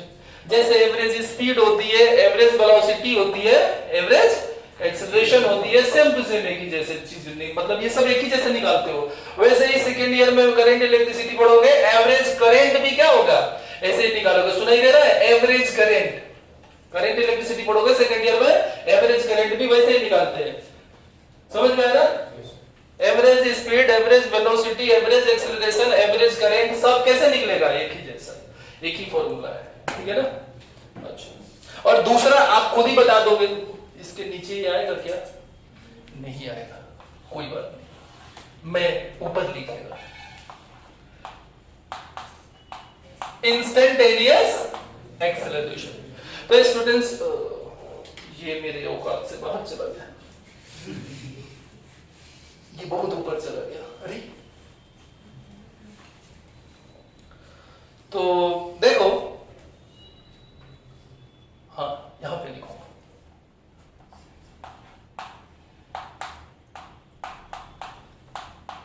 Instantaneous acceleration. तो इंस्टेंटेनियस एक्सेलरेशन क्या होती है? जैसे इंस्टेंटेनियस वेलोसिटी हो जाती है, velocity at a particular instant, तो वैसे ही क्या हो जाएगा acceleration at a particular instant. समझ में आया ना? तो यहां पे क्या हो जाएगी, ये जो डेल्टा टी टेंड्स टू क्या हो जाएगी? जीरो। तो ये क्या हो जाएगी बोलो? Limit delta t tends to zero, delta v upon delta t. बोलो चमका कि नहीं चमका? और इसी चीज को क्या लिखते हो? D v by d. बोलो चमका कि नहीं चमका? नहीं चमका? नहीं चमका? अब मुझे एक बात बताओ, मुझे एक बात बताओ, बताओगे क्या? वेलोसिटी जो थी वो क्या थी? dx by dt। अगर हम वेलोसिटी को डिफरेंशिएट करते हैं तो क्या मिलता है? एक्सेलरेशन। मतलब dv by dt अगर हम कर रहे हैं तो इसको एक बार और क्या कर दे रहे हैं? डिफरेंशिएट t के रिस्पेक्ट में, तो dx by dt। अब ये क्या हो जाएगा? d2x by dt square. यानी कि ये जो एक्सेलरेशन हो रही है इसकी, ये भी ऐसे बुक में लिखा रहता है, तो ये क्या सोचोगे? गलत है क्या? नहीं, समझ में? डबल डिफरेंशिएशन है। तो इसी चीज को हम कैसे लिख सकते हैं? d2x by dt एक ही चीज है। dx by dt वेलोसिटी होता है, उसको एक बार और क्या कर दिया? डिफरेंशिएट कर दिया, तो क्या मिल गया? एक्सेलरेशन मिल गया। ये चीज समझ में आया कि नहीं आया? बताओ। क्लियर है कि नहीं क्लियर है? बताओ। तो ये चीज जो है, ये जो चीज है वो आपका एक्सेलरेशन से रिलेटेड कॉन्सेप्ट है। अब आप इसको लिख डालिए, उसके बाद से हम क्या करूंगा, इसके बाद आपको क्वेश्चन कराऊंगा।